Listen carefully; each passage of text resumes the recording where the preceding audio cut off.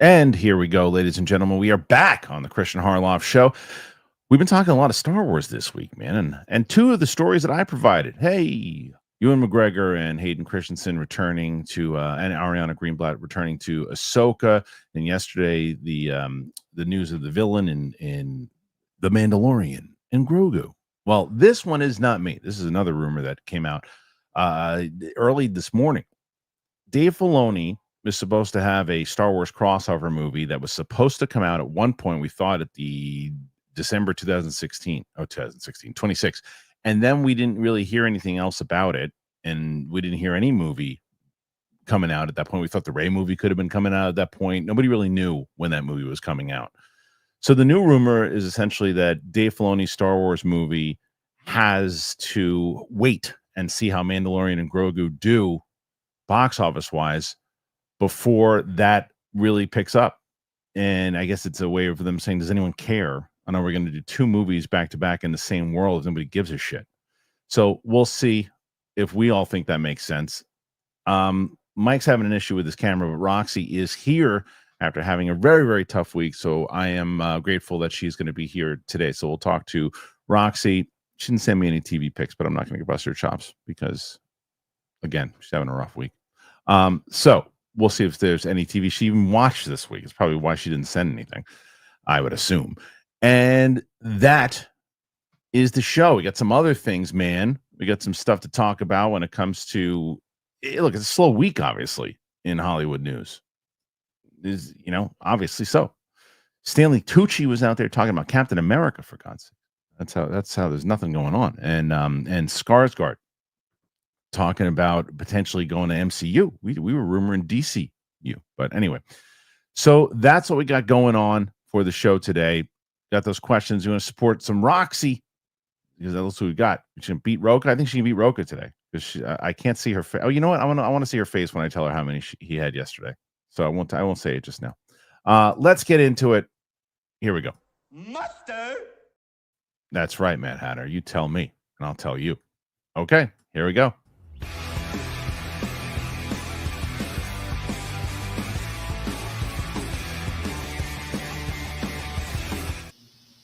We are back, and joining me on the show, finally, I feel like it's been forever. First show of 2025, I think, right? Well, Kristian, it's been, I had the Tuesday show was New Year's Eve. The Tuesday show was Christmas. And the Tuesday show was the first day of the fires, and I had no internet. So I haven't, it's been 4 weeks. It's been a little bit. So I'm glad that you're back. I kept seeing all these texts. This person won this week. This person won this week. I was like, I haven't been on the show in weeks. Are you guys, all y'all are still doing the show? Something made me, I don't want to say upset, but I said, hey, wait a minute. Today Luke posted that you were going to be on the show today. And some, I guess it's a brand new viewer woman was like, hey, that's the lady from The Real Rejects. What is she doing? What's the connection? Yeah, that's annoying for you. And I wrote back and I said, no, absolutely not. I said, I've been doing shows with Roxy since 2014. Greg literally found her. So nice of Greg to let me come on your show today. Right. Greg found you from me. It was nice. Yeah. I would say 50% of Greg's staff he found from the Schmodown. Okay, but in fairness to me, a lot of your staff you found from me. Let's see if that's true. I don't think that's true. Steph definitely. Over the years, I feel like it has super duper been true. Like with Ryan when he was doing the show. But so Ryan, you had a few AfterBuzz people. Yeah, Ryan reached out because he was a fan. I didn't know. I didn't know. Connected you with Ryan. Okay, yes. That's true. That is. I remember. He's not here anymore, so I don't get cred for that one right now. No, that's true. But Steph for sure. Okay, what do you think? I think that's it. I haven't given you anybody else. Oh, wait, who else? What other girls have you had on your show at some point? Well, I'm Chris Carr, not from you. No, that didn't come from me. Clark Did I give Wolf. You Kathy? When Kathy used to come on? No, Kathy I knew before you. I didn't give you Kathy. I knew Kathy before you. No, I've been out here thinking I gave you lots of people, but Steph's a big win. That's a big win. Steph's a huge one. I was actually gonna give you that or people a trivia question on the Kathy Kelly of it all because Kathy Kelly's the whole reason I think that was introduced to AfterBuzz in general, because she came on my show, I think, first, and then Maria saw her interview and liked it, and the publicist then reached out to me from Maria, and that's how that whole thing started. Because I don't know how Kathy came on first. I can't remember how we even introduced to her, but she was Kathy was on the Schmoes quite a few times. That was before, so that was obviously before she did any WWE stuff. You were doing an interview. Oh yeah, I knew she was on like doing baking stuff and other stuff. So she just came on. She just came on to like hang out, and we liked her, and she came on. That's what she used to do. It was cupcakes, and so we were doing that, and we just she came on quite a few times before, and that was on Toad Hop. That's how long ago she was on. Yeah, she was on Toad Hop. Man, I gotta think of the other people I've given you. You have to think about it. There's gonna be more. So how happy were you to see that? I'm seeing it for the first time right now. Has this been a thing? Yeah. He like the fact that he wasn't able to come back. Aren't you happy about that? I didn't know that until this moment. You knew that he was like Big Paul. There's that whole picture that because of the Roadcaster, until we get the new Roadcaster, he couldn't come back. A month ago. Yeah, it was like a month ago, and he's been gone that long. So that's good. That's very good. Listen, this is the reality of the situation. How good is it, Roxy? No, I'm about to tell you about the How good is it? He's got to go away. Okay, fine. I'll come back later.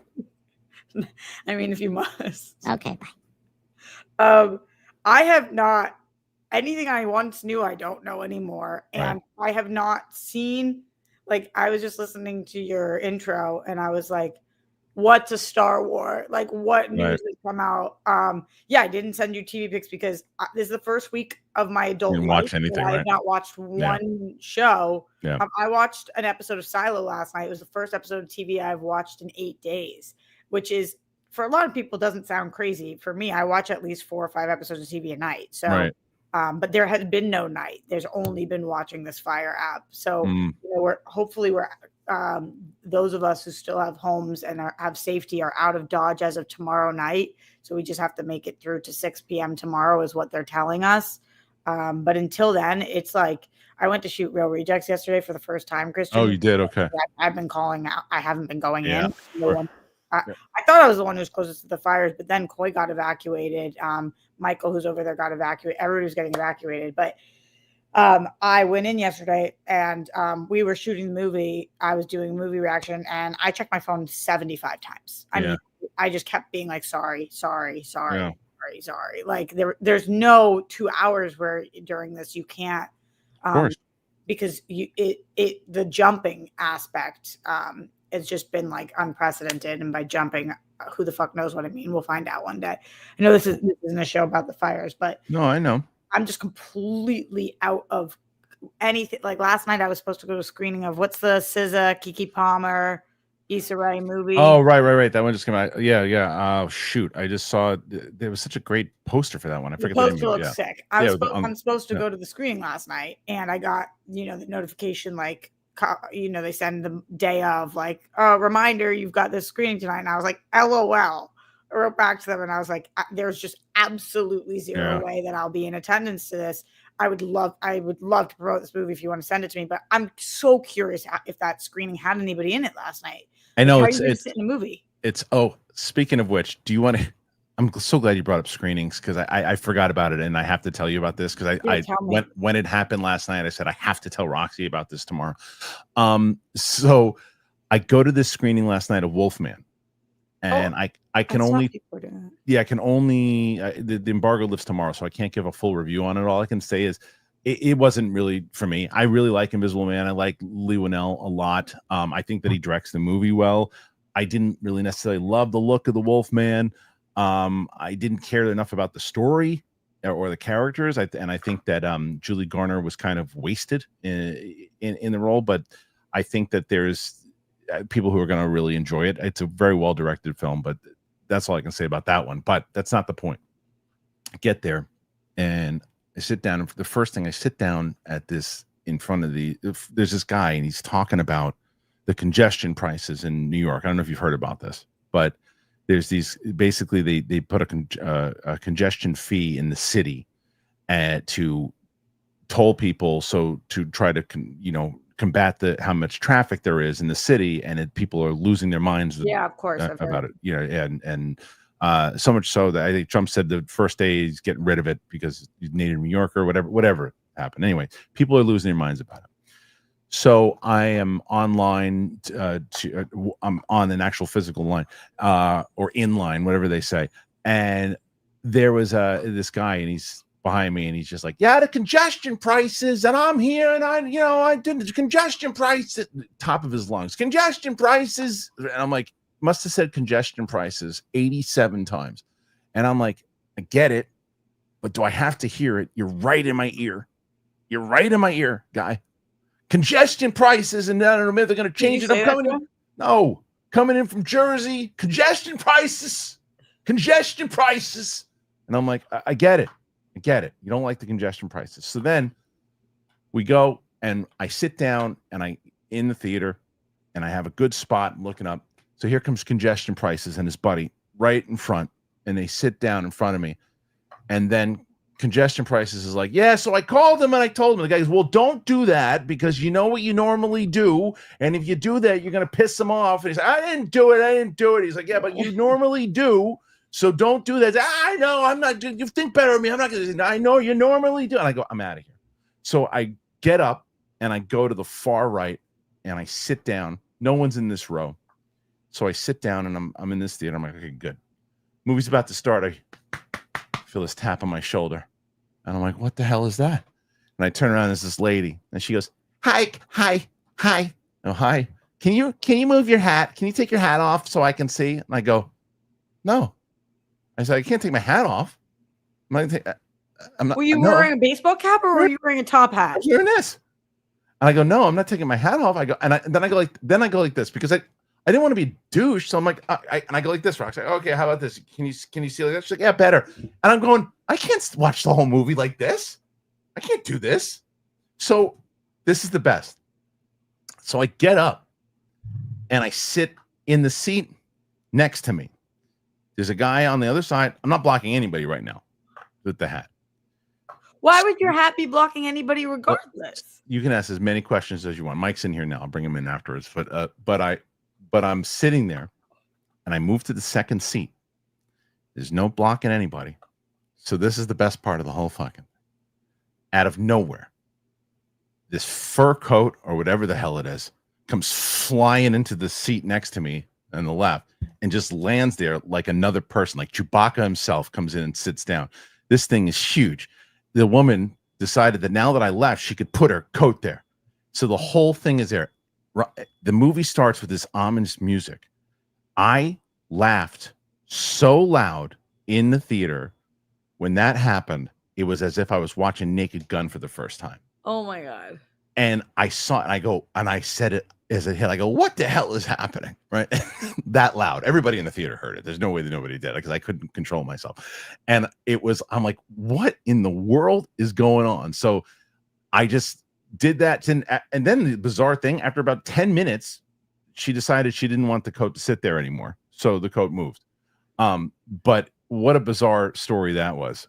I have just I have so much confusion because, hi, Mikey. No. Okay. What's up? Looking good, bud. All right, let bullshit. Let Roxy ask her question first. Go ahead. A baseball hat doesn't give you any height. No, it was as if what if I had like a big hairdo? But also, why didn't she move? You said there was an empty. There was so many. There was an empty seat right next to her. She could have moved, but she was like, she wanted me to take my. Honestly, I said no, I'm not doing that. My first instinct was to go like this, to be nice. The audacity to ask you for that is the hat. I couldn't believe it. And then the audacity doesn't surprise me after the coat throw. I don't care about the coat throw. No, but it adds into the personality. It does, but all I care about is people are so just in their own world that she thought, instead of me moving, I should get him to take move his hat, baseball hat off. Yeah, and then you got congestion prices on the other side of that. So that's crazy. Mike, how's you doing? How's your rash? What? It's clearing up. Your mouth. What? Shut your mouth. What rash? Mike, how are you? Not well. Spoken to you. Doesn't look like he's doing too well. I'm fine. This fucking computer StreamYard bullshit, like Serenity your now. issues have nothing to do with the fire. You're bitching about your StreamYard? Roxy, yes, we're in LA and we have fires, but like I can't, like it's not affecting me at all. I don't even smell smoke. That is so fucking I can look crazy. out. I looked out my window. I was at Universal the other day working. There's no smoke anywhere. I don't know where it's blowing. But you guys are you guys shut down. Yeah, we went closed for 2 days. That was bad. Like when I woke up that morning. This is the problem. This is why it's so crazy. And like everybody, a little behind the scenes for you guys. Where I was yesterday at work was in the Valley also. And everybody in the Valley is like business as usual. And I am literally fighting for my life at every second of the day. And it is the most confusing. Like everybody keeps asking everybody to come into work in the Valley. And it's like, I'm next to fire. I'm seeing active flames every single day. My skin feels like it's going to peel off. My eyeballs hurt. My throat is like so fucking raw. I've had to change all of my filters out. I can't go outside without a full mask and long sleeves and a hat on. And I had to try to evacuate a 99-year-old bedbound person. And then I got to the Valley and everyone is walking their dogs. It's weird because I don't know. I'm like, wait, what is life over here? It's like did you see Furiosa? Yes. It's like the beginning of Furiosa. It at least feels like the Twilight Zone. Like I feel bad because I'm like, the day of work closed. I walked outside and it was like the apocalypse outside. I'm like, holy crap. So it did smell then. It didn't smell though. Oh. It just was all orange. But then like 2 days later, I'm like, I went back to work and I was like, I had one day off and I was like, well, I guess I'll sit outside and read. I was just sitting outside. Like, it's surreal. But like someone told me where I live in the Valley, because it's Warner Brothers and there's a mountain right next to us, it's a very like unfire area. Like the way the winds blow and the way that it's kind of a basin where I live. Well, dude, I mean, look, the Palisades were said that at one point too. Like there was, because where it was, I mean, I'm not. Yeah, I know. I know you. I know something on fire. And we're going up. I'm thrilled for you. Like all my friends that are in the Valley, I'm so happy that you're not experiencing what we're experiencing, because this has been hell. I don't sleep every 45 minutes. On the 45 minutes, I have an alarm on my phone to check, making sure that I don't have to get out of here. I've been in an evac warning zone for I was there for 4 days. Like it's just it's such a different experience than you guys are having, which is just so, it feels weird to live in the same city. And then like, I'm going every day to right now, you guys know, I'm sure you've seen on my Instagram, I've been collecting funds and getting things for people who need. People are like sobbing in my arms every day. I'm giving them these things. And then I'm going into work and everybody's like, what's up? And I'm like, it's weird. Yeah. You're just living in a different world. Right now. Yeah. It's not like I grew up in Florida with hurricanes. So to me, when a hurricane came through, it destroyed not even the destruction, but just everything was shut down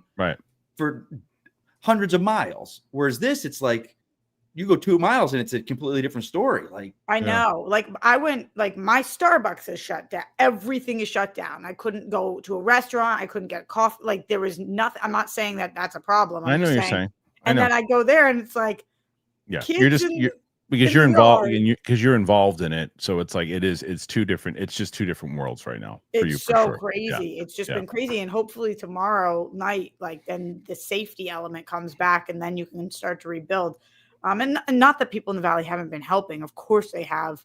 I know what you're saying though. I think it's totally, it's you're so odd. You're trying to, it's going to take a second for you to try to come back to this. Well, what is reality at this point, right? Like, so it's still like burning next to me because the fire's still not out. It's 30% contained, but it's hard to come back when it's still on fire. Let's try to put you into a fantasy world now. So we'll get into some news stories. And as I mentioned to you, when you were gone, there was a couple of news stories that we broke on this show in regards to Star Wars.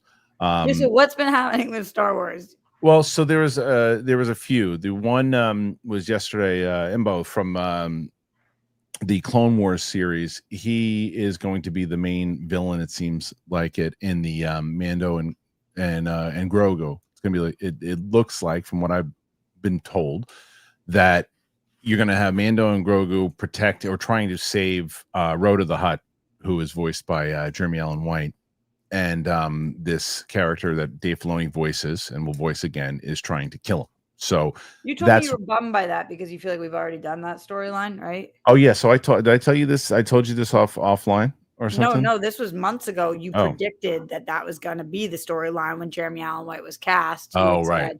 Oh, because I kind of knew back then. It wasn't a prediction. I kind of knew back then the same thing. I just been sitting on it for so damn long that finally my guy was like, "You can." And but it was on the show that you said, like, I think yes. It's gonna be a search and rescue, and I don't that I definitely said yes, because it was kind of leading into this for sure. But and then the other one was Ewan McGregor, your boy Hayden Christensen, and Ariana Greenblatt are going to return for Ahsoka, which is good. But this rumor is not mine, Roxy. This one coming up is not mine, and that is that Dave Filoni's Star Wars crossover movie hinges on box office success of The Mandalorian and Grogu. So, while Lucasfilm chief creator officer Dave Filoni, let's see, hold on a second. Where am I? There I am. Look at me. Whee! Has ambitious plans for a Star Wars crossover event movie that would be relegated to Disney Plus if The Mandalorian and Grogu isn't a box office success.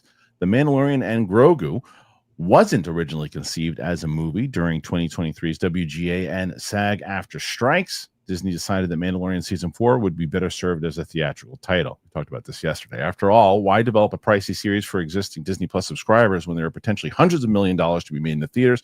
That strategy paid off for Moana 2 last November. It's grossed over $990 million worldwide. Jon Favreau is at the helm of The Mandalorian and Grogu, while Dave Filoni still intends to release his Star Wars crossover event movie somewhere down the line. That's not heading our way until after Ahsoka Season 2 at the earliest, and is expected to serve as the culmination of his post-Return of the Jedi era storytelling. While few official details have been revealed, we're anticipating it being a loose adaptation of Heir to the Empire. However, Filoni's movie may not be a sure thing. According to Daniel Rickman, I hear that if the Mando film flops, they'll reconsider their plans and turn the crossover film into a miniseries. Lucasfilm is reportedly going to play it safe with their shows moving forward, whatever that means. It wouldn't be the worst thing in the world for that movie to become a TV show. What would hurt if this becomes yet another abandoned idea from Lucasfilm that we don't see come to fruition. A previous example, which immediately springs to mind, is Solo Star Wars story Big Maltese. Oh, and let's not forget the Acolyte's unresolved ending. During an appearance at Disneyland's Star Wars Skeleton Crew premiere last month, Filoni shared an exciting update on where things stand with Ahsoka Season 2. He said, I'm so well into that as well. I've been writing it, and I'm still the single writer on it, and so I've been doing that, but it's a challenge, of course, and working some of these arcs has been a challenge, and making sure it's going to come out in a way that I think is exciting for fans. I know they're interested in some of the things I've developed in Season 1. I'm pretty happy with it. I love working with Rosario, so I can't wait to get back to that. As for how work has progressed on Mandalorian and Grogu, the filmmaker confirmed that shooting was wrapped. I'm very excited about it as well. John and I had a great time working on that, as we always do. It was great seeing Grogu. He's become such a star, and it's amazing how it's evolved, what we can do with the puppetry compared to Season 1, and where we are in a film working with a team that I quite worked with a bit on the puppetry. Legacy Effects did a fantastic job, and what a wonderful little creation Grogu is. Okay, so I think, Mike, I want to start with you on this because we talked, Star Wars for shit, man. Every week for like 2 years, we were doing the Sith Council. And are you frozen, or are you just looking straight into the camera? He's frozen. Perfect. Oh, man. He's going to lose his mind. Oh, there he is. I fucking hate this shit. I fucking hate this shit.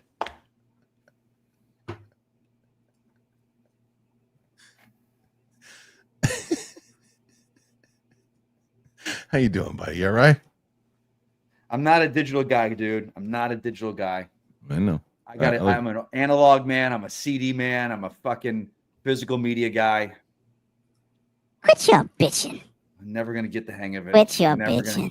Oh, stop it. Hey, give me a kiss. Look at me. Come here. Which way to look at you? This way? Up. There you go. Now look down. Look down. Look down. There's your prize. There it is. Look at that. Right for you. Come on, killer. Come on, killer. You sexy little ass. He's got huge nuts. Oh yeah, that's for you, baby. I noticed that. Yeah, Elon Musk, take me to the moon. Oh my god. Blast off into space. On your face. All right, he's gone. All right. So tell me. Yes.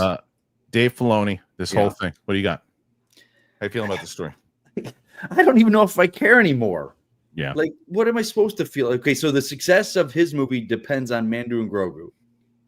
That's what they're saying, yeah. Essentially saying, and they're not gonna pump out TV as much as they used to because they're gonna pump the brakes on TV, right?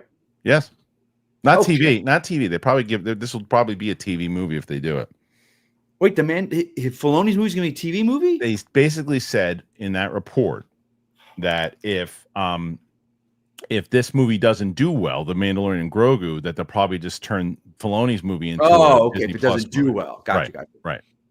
That makes sense. I mean, yeah, because a lot of the people that he's involved with are that character-wise, that's not a most general audiences don't know those characters like the hardcore, like Ahsoka fans that were the ones that love that show. So maybe that'll be a good idea. I don't know. Yeah, I don't know, man. But we all say Mando and Grogu is going to kill, right? We all think it's going to do great. I think so. I think it's going to do well, and I think that as they mentioned in this article, and Roka and I talked about this yesterday, the strategy of Bob Iger worked very well for Moana too. You can say whatever you want about the quality of the movie. I don't think it's terrible. I think it's I think it's better than Mufasa, and they spent $200 million on Mufasa. But the strategy essentially was, and this is how we recapped yesterday, Roxy, was Iger comes in and goes, okay, what was Chapek doing? Well, he made a Moana series. He made a series out of Moana? No.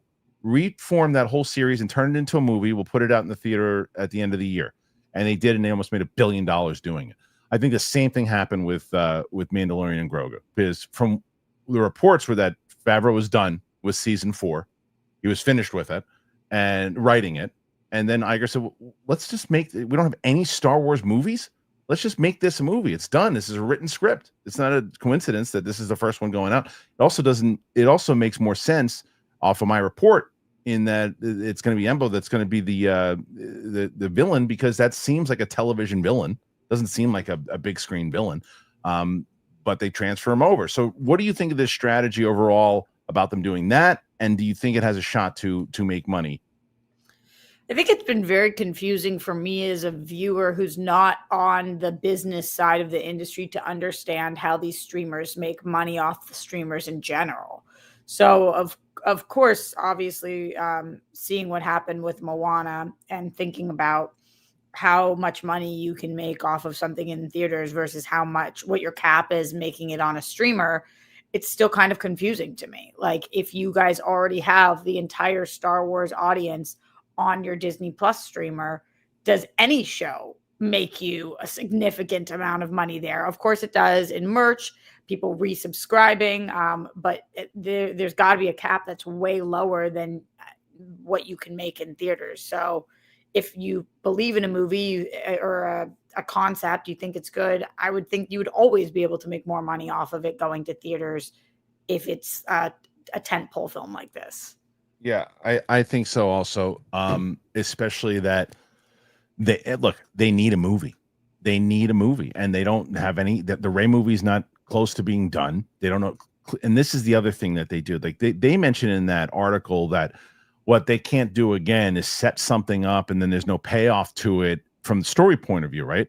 What I don't think they can afford to do is stop announcing movies without it coming out. Like you've already announced that Dave Filoni's movie is coming out in the theater. You've already announced that.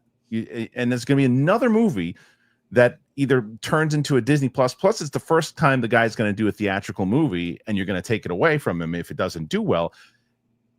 But the stuff that does make sense is that if Mandalorian and Grogu doesn't do well, I understand the thought process of maybe people just don't care about this era or these characters to put them into a theater anymore. Maybe we got to just focus on the Mangold stuff and go back in time and do that and create our own universe there. I get it.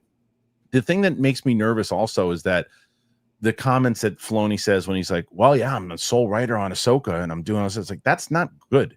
He's not a great writer. Good storyteller. Not a good writer. He's the sole writer again on Ahsoka. Didn't we see Ahsoka season 1? He's a as a casual fan, I don't know what has he written that you don't love. Ahsoka season 1. He's just not. It's the only Star Wars live action show I didn't see. So he did a very good job, I think, in directing the episodes in The Mandalorian. I think he did a very good job. There was like one episode that was just okay. I think he did the Hey Mando. I think he did that one, but I think he did the pilot, the first episode ever, which I thought was done very well as far as directing. I think he co-wrote a lot of it with Favreau, though, if I'm not mistaken. People can correct it, and Favreau is a very good writer. Favreau knows how to write this stuff. It showed in Ahsoka. Like, you go back and watch those episodes, and they're written really poorly. Him writing the whole thing again and then leading in, is he going to write the whole movie too? Not great news if that's the case. But I think the story makes sense. I just think it's again, it's just backward logic of don't announce anything until you have a product that you know is working. I don't know. Anyway, what do you guys think out there, man? You think this is something that they should be doing, that they should not be doing? Should they announce these things? Should they just give Filoni the movie, even if this one bombs and eats it? Put your thoughts out there. Let me know. Okay, before we move on to our other stories, we got some the Bill Skarsgard potentially going to the MCU. Some other things. Let me tell you about this. I can't even tell you how many times I've told you about AG1. AG1 is the best. It is part of my routine every single day. I absolutely love it. This new year just started. You got to try AG1 for yourself. It is the perfect time to start a new healthy habit. I've been partnered with AG1 forever. I mean, for as long as I've started this show, they've been with us. You guys know that. AG1 is offering new subscribers free $76 gift when you sign up. You get a welcome kit, a bottle of D3K2, and 5 free travel packs in your first box. You got to make sure you go to drinkag1.com/bigthing to get this offer. That's drinkag1.com/bigthing. And you start your new year out on a healthier note. If you want to set some new year goals, for me, that's what I did, and I'm already feeling good. I get some good energy on it. It makes me feel healthy, and AG1 supports that. When I drink AG1 in the morning, I know I'm starting my day off right. I get good sleep quality. It is the best. So make sure you go and you check it out. You are going to appreciate it. I promise you. A lot of people asked me the other day, said, hey, you still with AG1? I said, hell yeah, I'm with AG1. AG1 is the best. So go and check out AG1. The other one that I got to tell you about, hey, Mando. That's right. Mando is also back. I love me some Mando. Mando is just to me, it's something I use every day. It is just whole body deodorant. It is safe to use anywhere on your body, and not just on your pits, on your nuts, on your thigh folds, on your belly buttons, on your butt crack, anywhere. It is created by a doctor who saw firsthand how normal BO was being misdiagnosed and mistreated. It's clinically proven to block odor all day long and control odor for up to 72 hours. I love Mando. It's got a solid deodorant stick. It's got spray deodorant. All the products, baking soda free, and it is paraben free. You can choose from a variety of fresh scents: bourbon leather, clover woods, Mount Fuji, Pro Sport. Clinically proven to control odor better than a shower with soap. I'm telling you, you are going to love it. 12 hours after a shower, the average man's grundle odor was 5 out of 10. With Mando, the average grundle odor now, 0 out of 10. So you want to get that Mando starter pack. It's perfect for the new customer. It comes with a solid stick deodorant. It's got a cream tube deodorant, 2 free products of your choice, mini body wash, deodorant wipes, and free shipping. But special offer for our listeners. New customers get $5 off a starter pack with our exclusive code. That equates to over 40% off your starter pack. You got to use that code Kristian at shopmando.com. That's right, shopmando.com. Please support our show and tell them that we sent you. You got to smell fresher, stay drier, and boost your confidence from head to head with Mando. Hey, Mando.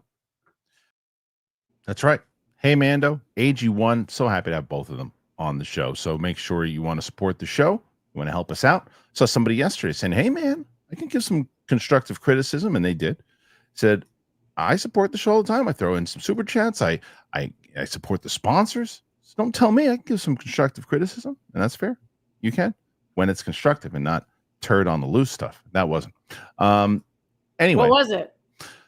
something about the sound, or I don't really remember what it was, but I remember looking at it saying, "Oh, that's fair." I don't get mad when it's actually constructive criticism. I get mad when it's people just being turds and then saying stupid names and then they think that's constructive criticism. That's not what.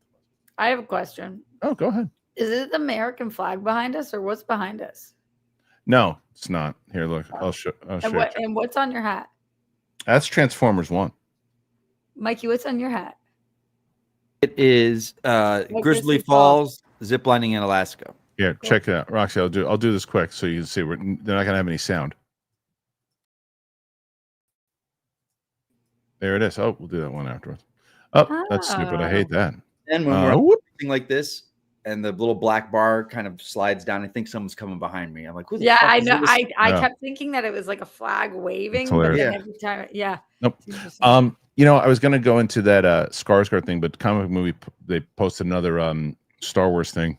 Oh boy. And yeah, it's not. I mean, look, I saw somebody. I kicked somebody out of the room because it's just like, because there's dumb people who just like, you guys are haters. Like, no, we're just talking about what you guys are effing haters. It's like, you can about what? About what are we hating on? What I'm saying, you're allowed to be.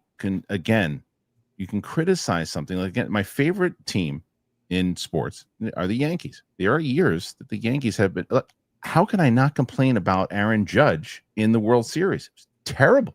People, what did we just complain about? We're not, Roxy. We're just talking about the news, how you could, there's certain things I said that is not the best writer and other things. Okay. And right now, it's just that's how I feel about the current coaching staff, if you will. Doesn't mean that you don't want it to be good, but people want their own agendas and stuff too. So that person can go to a different show because they're no longer with us. Which show do we recommend? Any other show but this. So and the other thing is, so you guys know, Roca yesterday had 47. Okay. 47. We'll beat that by the time we get to the comments. You're at 20 right now, almost 20. So here's this thing. Like that out of you, Mikey. Roxy, are you watching this one? Yeah, but well, I mean, I know right now, obviously you're behind, but I did. I've watched.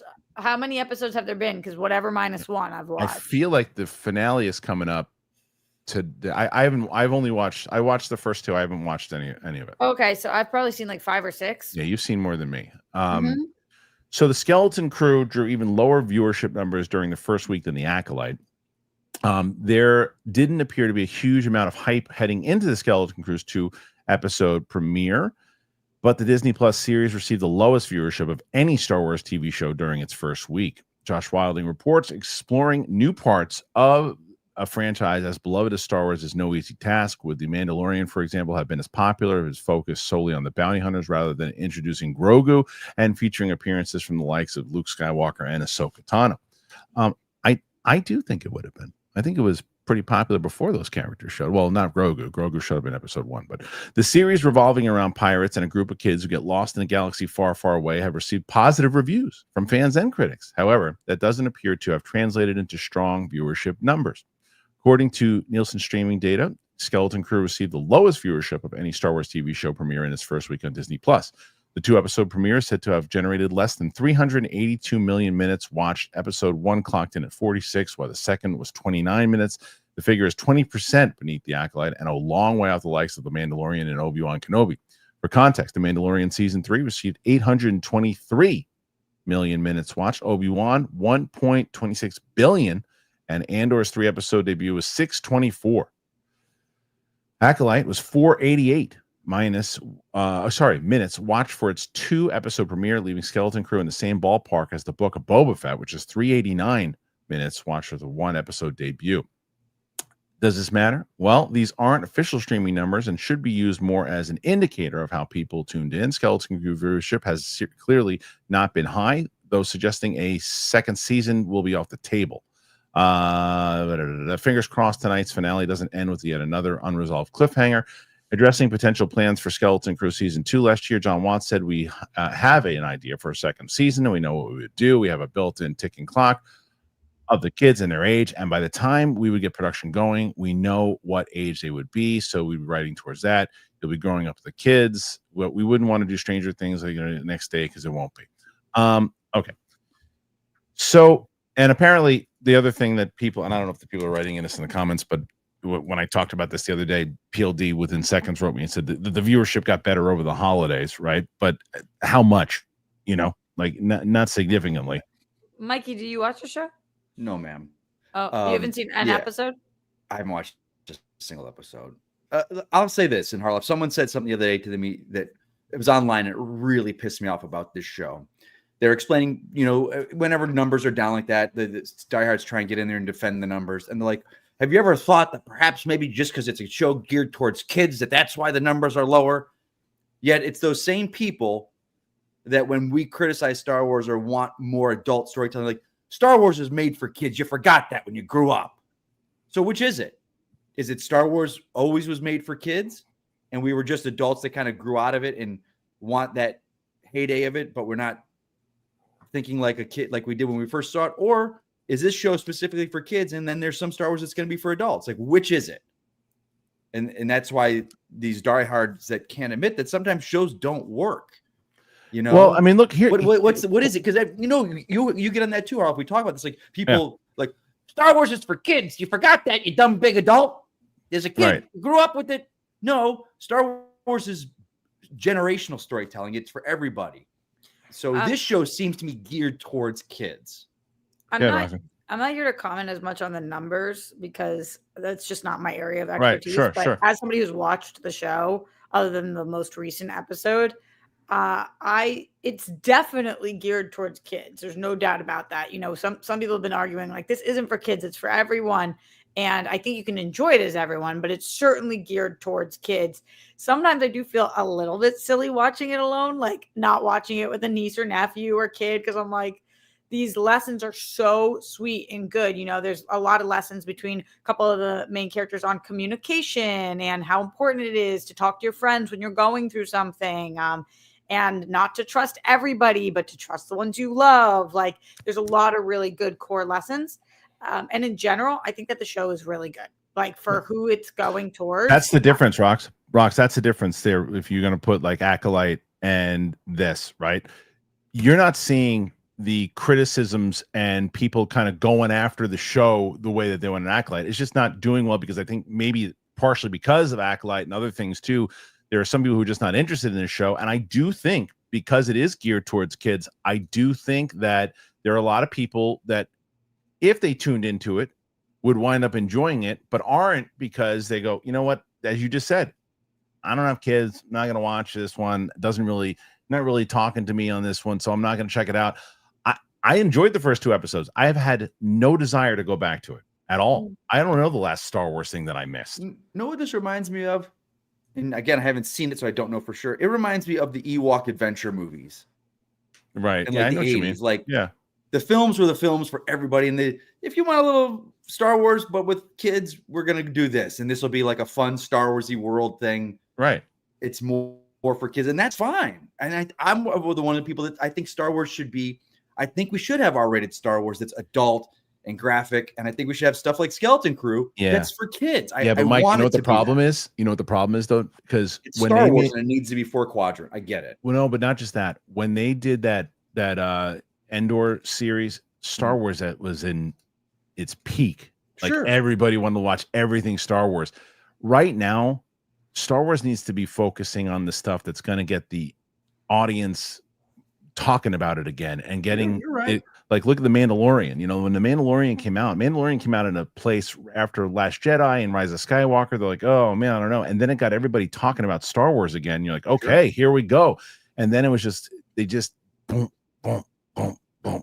And then you get to a place where you have a show that Roxy likes, everybody that is watching it likes, it's a high quality show, but people are exhausted by it. And it's like, nah, this is not a show that I'm interested in. It's a good show, sure, but I'm not interested in it. And that's why the ratings are low, even if it did build back up. I think that's what you're saying. Like, I agree 100%. I think Star Wars is in a place where, like, when DC with Blue Beetle came out, like, Blue Beetle was a fun movie. It was good. But at that point, everyone was exhausted. Like, oh, it's rebooting. This wasn't good. That wasn't good. Why am I watching this? I think that's where Star Wars is right now. It's like, but Star Wars is unlike DC, where they're going, hold on, we're getting through these last couple ones, then we're rebooting. We're going. Star Wars like still chugging along, throwing spaghetti at the wall. Yeah, that's Mikey. Do you know I still haven't seen Blue Beetle? Yeah. Oh, you would love that. How movie. weird is that? Good. It's Yeah. good. It's that to me should have been a streaming show, a streaming movie release, like a streaming movie. It shouldn't. Yeah. I think Roxy will like that movie. But it was I fun. think I'd really like it. It's just so weird. I liked it too. The guy was good. I just missed it. The actor was great. Yeah, Sholo. Anyway, so we'll see if how Andor will do. That's what I'm curious about, right? Like if this effect will have, because Andor, when it came out, the original numbers weren't great for that, and then it built up over time after all the accolades that it had. And who knows, maybe Skeleton Crew will have that. I don't think it's gonna have the same kind of because I just think it's so tough when you're in that genre where you're trying to go on that kid adventure as opposed to a darker story like Andor, which felt like it should have been on HBO. I want to know how the season 2 ratings for Andor will be. Andor, like you just said, they never had huge viewership. No, but it started to get better once all the awards stuff came out. Yeah. Right? Yeah. I don't know. So we'll see. Anyway, that still goes to my confusion on. I don't really understand how these streaming service shows are sustainable, especially if they're as expensive as a lot of them are. I don't think they know either. I think they realize, like, we don't know what we're doing with this. We can't quantify numbers, and like we made an entire television was all based off of ads. Then they were like, no, we're not doing that anymore. And now they're like, actually, we all need to have ad services back because we can't sustain this. Right. Roxy, I just have to ask you real quick because I didn't get your opinion on it. Did you? Oh yeah, it was before the everything went down. So I'm sure you did. Did you watch the Golden Globes? I did watch the Golden Globes. How great was Nikki Glaser? She's perfect. She's gonna start being in movies. I hope she does book for years to come, the Golden Globes, because I know they're negotiating right now the next 5 years or something. I think she's amazing. I've been obviously a huge fan of hers for forever. And then she kind of got on a lot of people's radars with the Tom Brady roast. Yeah, sure. She's, to me, it's kind of a roast joke, I guess, but she's like, Nikki Glaser is if Amy Schumer was funny. She reminds me. I think that she's kind of similar in some ways to Eliza. Sometimes, like they have a kind similar, definitely. And I love Eliza. So, yeah. I think I think Nikki's so great, and yes, I think that movies. But per Nikki on Nikki, I'm not saying something she's not saying on herself. I don't know that emoting is that something her face. Apparently Kill Tony already did that one. Oh well. Oh. So thanks, Stephanie. Excuse me. Oh, well, that's funny. You were using a Kill Tony joke. I don't watch the fucking every goddamn videos today. Let me know. I guess he told that. I guess Kill Tony did that joke. Oh yeah, he's huge. Kill Tony is the one who did the joke at the Trump thing that caused all this stuff. Puerto Rico. Oh. Yeah. But he's massive. I've known him for a while. I didn't realize it. Well, there you go. So good. At least I'm writing well. There you go. Yeah. Okay. Well. Yeah. So there you go. Anyway, Mike, what's going on in your head right now? Where did you just look? What's the smirk? I'm just listening, and I'm looking at my dogs, and I'm just in my own world. Shannon put this film. It's like a opaque film over the windows in our house because our dog is hypersensitive, and we're trying to train him to not bark at every single thing that walks by the house. Oh God, now he's looking out the window, but he can't see anything, so he's just kind of like lost puppy dog. I hate it. I think it makes our house look like shit. But we gotta train this dog. So, all right, Mike, what's good? I got something from Mike. But no, I don't want to talk about that. Mike, I got something for you because this is a story that you're gonna. No, here's one. I'm so curious how you'd feel about this. This guy. Because I know you liked X-Men, the new one, right? I did, yeah. So Bo DeMeo was reportedly set to write and consult on MCU live action reboot prior to firing. It seems that Marvel Studios had intended for Bo DeMeo to work in the live action X-Men reboot prior to the former X-Men 97 showrunner's firing. Mark Cassidy writes, Marvel Studios, Disney fired original X-Men 97 showrunner Bo DeMeo shortly before the animated revival show's world premiere. There are conflicting reports about what exactly occurred, but DeMeo is said to have been terminated for sending lewd photos to members of his staff, and there have been further allegations claiming that he was physically and sexually inappropriate with several of his colleagues. DeMeo has always denied this, suggesting that his firing was simply due to homophobia, and claiming that he was stripped of his X-Men 97 Season 2 credits shortly after sharing some Gay Pride Month fan art of himself in a skimpy Cyclops costume. Now, we're hearing that Marvel may have intended for DeMeo to play a big role in the Mutants' eventual live-action MCU debut. YouTuber She Dreads Me believes DeMeo was set to write and consult on the upcoming X-Men reboot prior to his dismissal, and to ask him about it for confirmation. Sure enough, DeMeo then responded to a query about the project by claiming the intention was for me to consult or write it before I made my civil rights complaint on Blade. Though Marvel does finally appear to be making progress in the elusive X-Men movie, official updates have been few and far between. All we know for sure is that Michael Leslie is currently working on the script and that a director is being sought. Stranger Things alum Sadie Sink is rumored to be in contention for the role of Jean Grey, and we've also heard that the studio is interested in Cynthia Erivo for Storm, and some of the X-Men made their debut in the next Avengers movies, which they are rumored to do. There's a chance we could get some casting news soon. Okay, so this bums me out because there's no world where this guy should be writing on this movie today. But it's really would have been great if he did, because this guy gets X-Men. He really does. He understands it. But Roxy, you hear this story. What do you think? Well, remember, I was super late to the game with knowing anything about this because I didn't watch X-Men. And I think you told me, Kristian, you were like, wait, what? You've missed the entire thing of why he's not coming back for season 2 and all this stuff. And I had missed it all. So I really don't know much about this specific story. But this does happen all the time, of course. Like there's this the guy who created English Teacher. Have you guys heard of that show? That I think I talked about it on. Yeah, yes, it's the one I told you. You got mad at me because I passed off on an interview. Well, the main guy and creator, who probably is the person you passed on the interview with, is now being accused of horrific things. So maybe it was a good choice not to do that. But they cannot. To me, they cannot do the show without him. So it is, right. And obviously that's the least of the worries, but. It is always like, a lot of really people who are very talented, really great at their job, don't deserve to be working, and that's tough. Yeah. Real quick before we do, so Stephanie Litz, who wrote the comment before about the Kill Tony thing, she said she didn't. It's the way she intended. It was written wrongly. I get very, very when it comes to comedians, like stealing jokes and other things too. And I know you weren't. That's not what you were saying, but like. It's no joke, and people don't really understand it.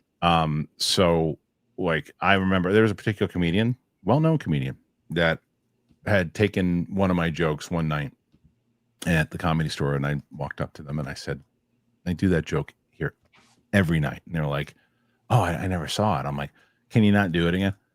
And because it's a thing. So I get very sensitive when it comes to that. Do you think that it's possible they never saw it? Maybe, but I benefit of the doubt and never did it again after I talked to them about it. Oh, that's good. Yeah, and I've never been accused of taking jokes. And I know that, again, the person wasn't doing that in this one, so I get very sensitive about it when it comes to it. So apology accepted, Stephanie, and same thing if it was coming off of that. If that's not how you were intending it, then apologies for saying it that particular way. Stephanie's a good supporter of the show, so I just wanted to. So I was surprised. So glad to know that it just communication came off wrong. All right, Mike, what's your thoughts on this? Well, I've been around Beau DeMeo at Comic-Con, and his lore and knowledge of X-Men is incredible, and just comics in general. Like, he's such a font of knowledge, and he gets it. I get that. I get it, but also, I send a picture of my thing to a coworker, I'm gone. Hands down, there's no me getting to fight for my thing and my rights and this and that. He was saying that it's going to come out, and it still hasn't come out what the truth was. And then He wanted to say his truth, but you had to go to his Patreon and buy it. Wait, wasn't it his OnlyFans? Yeah. Yeah. But his OnlyFans, he had an OnlyFans before he got X-Men. Wasn't it? You have to go to his OnlyFans and buy it? Yeah, whatever. Patreon and OnlyFans. But then to me, a little different. Is it though? Anyway. But anyway. But then like after this all came out, he's still posting shirtless pics of him on this and that. I was like, dude, if you're trying to kind of clean up the image and have people support your side and you still, I don't know, man. I don't know. It's like you're such a good writer, but you're really kind of shooting yourself in the foot because you're problematic. No one wants to work with the guy, and it's a bummer because he's so good. It's just like so good. He clean knows up the image. Like we're all sexual people. We all are. Some people flaunt it more than others. Rox, what was that face for? We're all. I don't think we all. I don't think we all are. I think there's asexual. Oh, we are. The people that hide it the best are the freakiest motherfuckers on the planet. There's literally people who like identify as not asexual. All right, we're not going to get into this now. I'm not getting into this. Maybe you meant like we all are, but I don't think we all are. Okay, all right. It doesn't matter. Listen, the point is that the guy is not going to be doing this, and it's a bummer because he really, when you look at X-Men, he's so good. Like, but he can't. You see the thread? People were ripping apart What If because they really dropped the ball. Yeah, he did it too. Yeah, and he just listed 20 What If stories, and every one of those would have been better than anyone we got easily. And that just shows how good he is at what he does. It's just that's the problem is you get people who just can't. They're their own worst enemies. And he clearly there you go, buddy. He clearly is. Look, there's other stories that we could talk about. Like I said, there's the Skarsgard is rumored to be in the MCU after rumored. He's been in the MCU.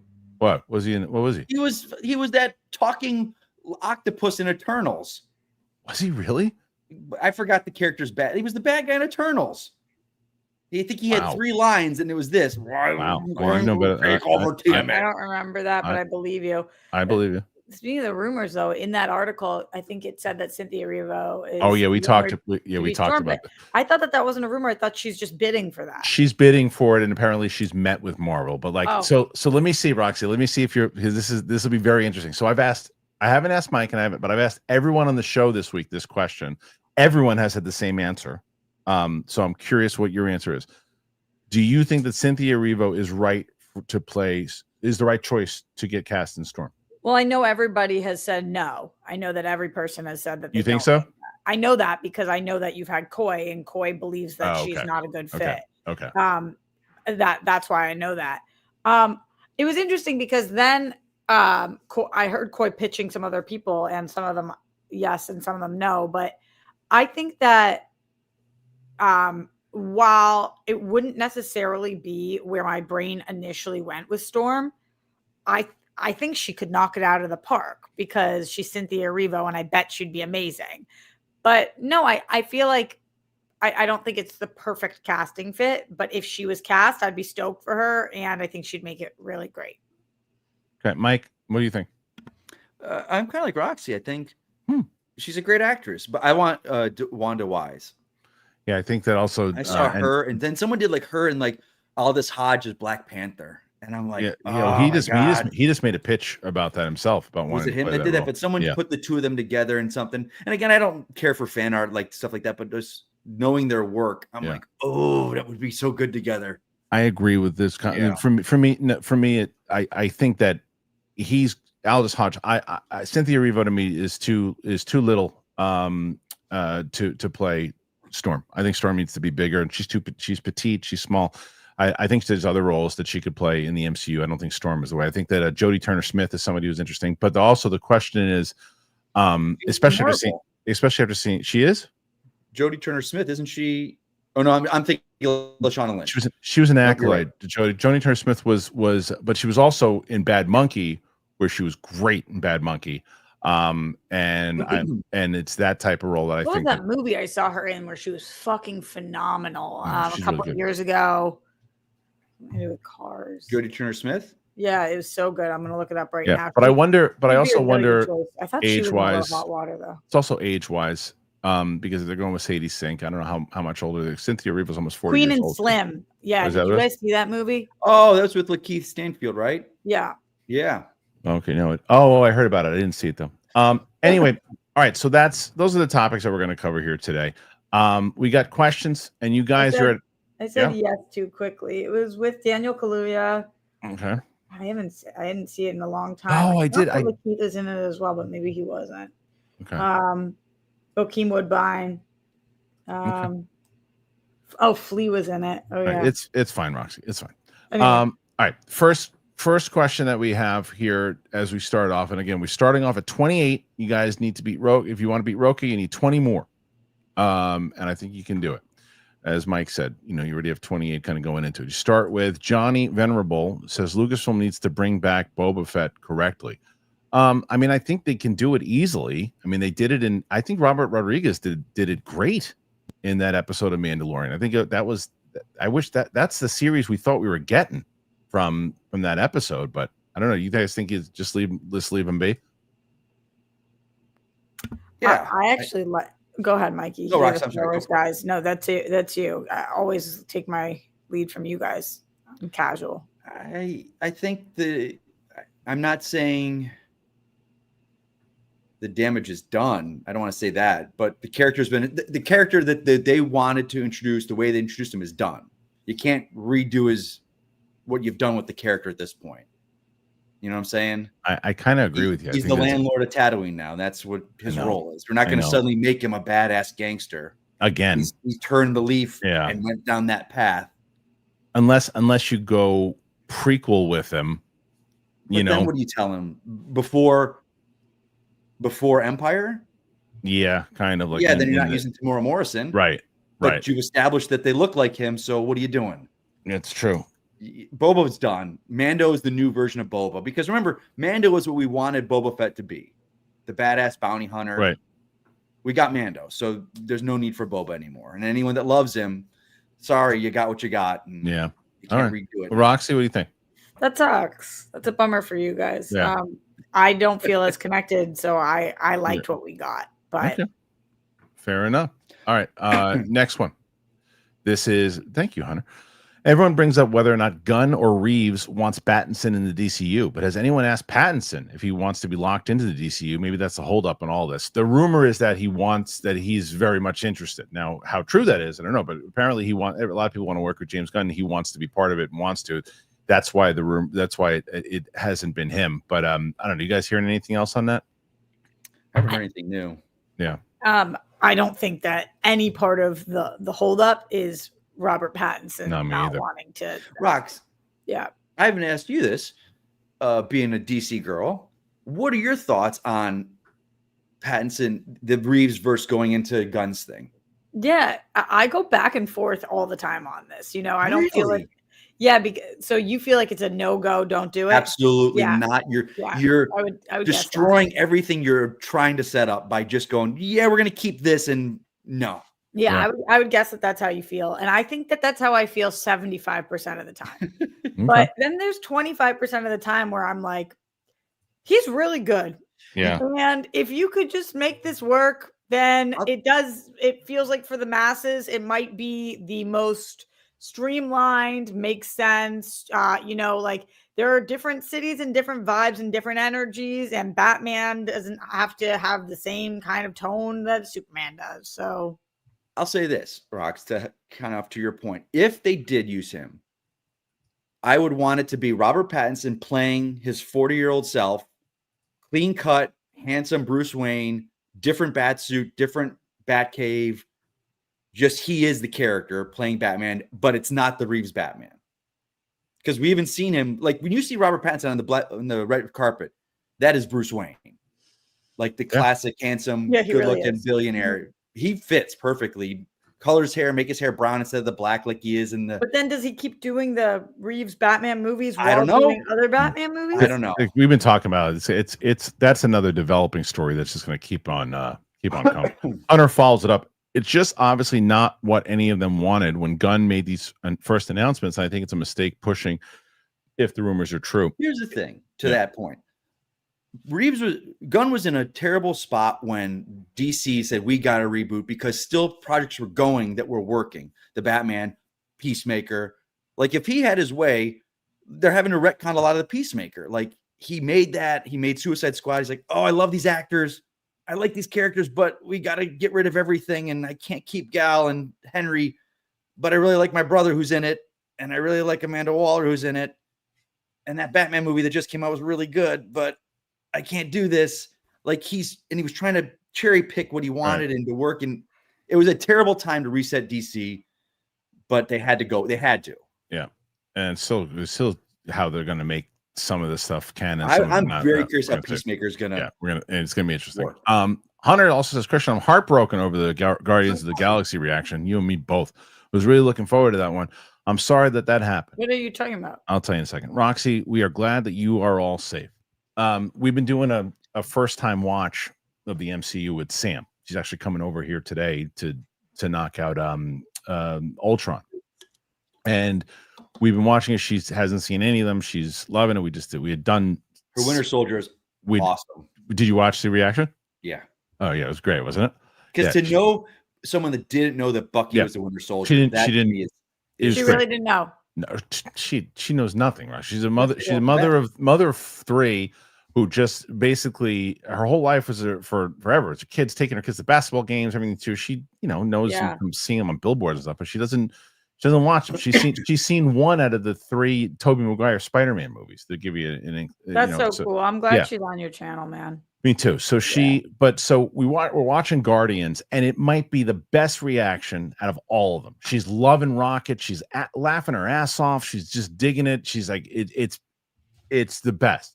2 hours into the review, right after the freaking Ronin dance off, QuickTime thing pops up and says, "This file is corrupted." I'm like, what? And I'm looking at it right now, and it's just staring at me in the face. And you can send it off to somebody, but it costs so much money.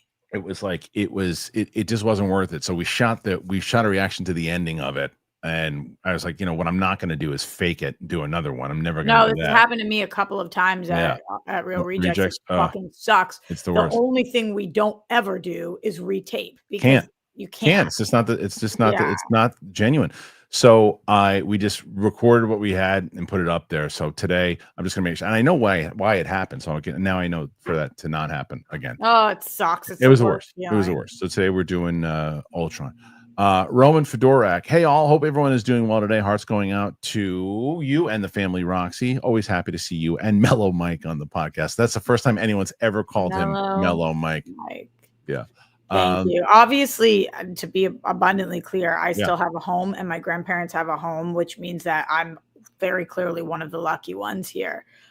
So it's hearts going out. I really appreciate that. And it has been scary and it has made me realize how much, if you don't have your safety, you have fucking nothing. But it's like 15 of my friends have lost their home. 15. It's insane. It's just, and insane. I know Kristian, people as well. It's brutal. It's absolutely brutal. And brutal. But I'm glad, but same thing. Glad everybody's safe. Mike too, even though Mike's not around it. It's to hear friends saying no, not around it. It's like, oh, thank goodness. It sounds so crazy, but Kristian, I'm so glad you moved because like dealing with this with kids, as I'm dealing with it with my grandparents, and I'm so scared every second dealing with it with kids. They're so far removed from it. Rocks where you are, but you're the same place you've been for where you had the garbage problem with your landlord with the cans, right? No. Oh, it's a different place than that. Yes, I'm West Side. Yeah, she's not too far from where I was, Mike. Yeah, just further west. Yeah, gotcha. Oh, okay. But where my grandparents are is like up in the right you were there. staring. I'll show you guys like this freakiest picture that you've ever seen. If you want to post it, send it and text it to me, and I'll play it. I'll play it here. I'm trying not to. Oh fuck! I froze. Of course, you froze. So why don't you? You froze. Come back for a second, Mike. And Roman Fedorak said, "I finally saw Nosferatu. So good. Skarsgard is unrecognizable. Honestly, thought for a minute that his voice was dubbed in like James Earl Jones for Darth Vader. Yeah, I know he was really fantastic. Did either one of you guys see that one? I want to. I haven't had a chance yet. It's a great performance. He's great. He's a great villain. He's a great actor overall. Roman follows it up and says, "I've been rewatching the Star Wars rewatches since we did not get your take, Mike. Dare I ask you your thoughts on Last Jedi? Apologize if that sets him loose." You weren't on the rewatch for that. I think it's a great movie by itself. following up Force Awakens, where you took the roadmap and just said, "Nah, we're not going that place. We're going somewhere else." I watch it. If I watch it by itself, there's a lot I love. But in the middle of a trilogy that was never had a plan for where it was going, it just is it's derailed everything. Yeah. Crystal, you guys tell me if you can see this. This is what I'm looking at. That's your roof?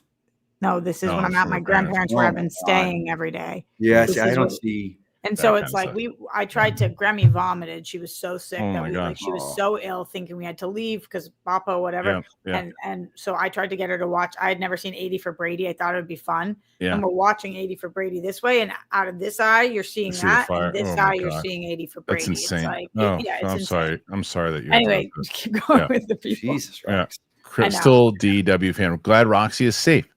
Those videos coming out of California just look so scary. I can't even imagine how stressed living near that would be. Stay stuff. Yeah, and Roxy was just saying, I can't even imagine, because she's taking care of her grandparents and having to just deal with that in general. One of my friends who just lost her house, she bought the house. They moved in 6 days prior. She's been saving her whole life. Just bought her dream house and lost it.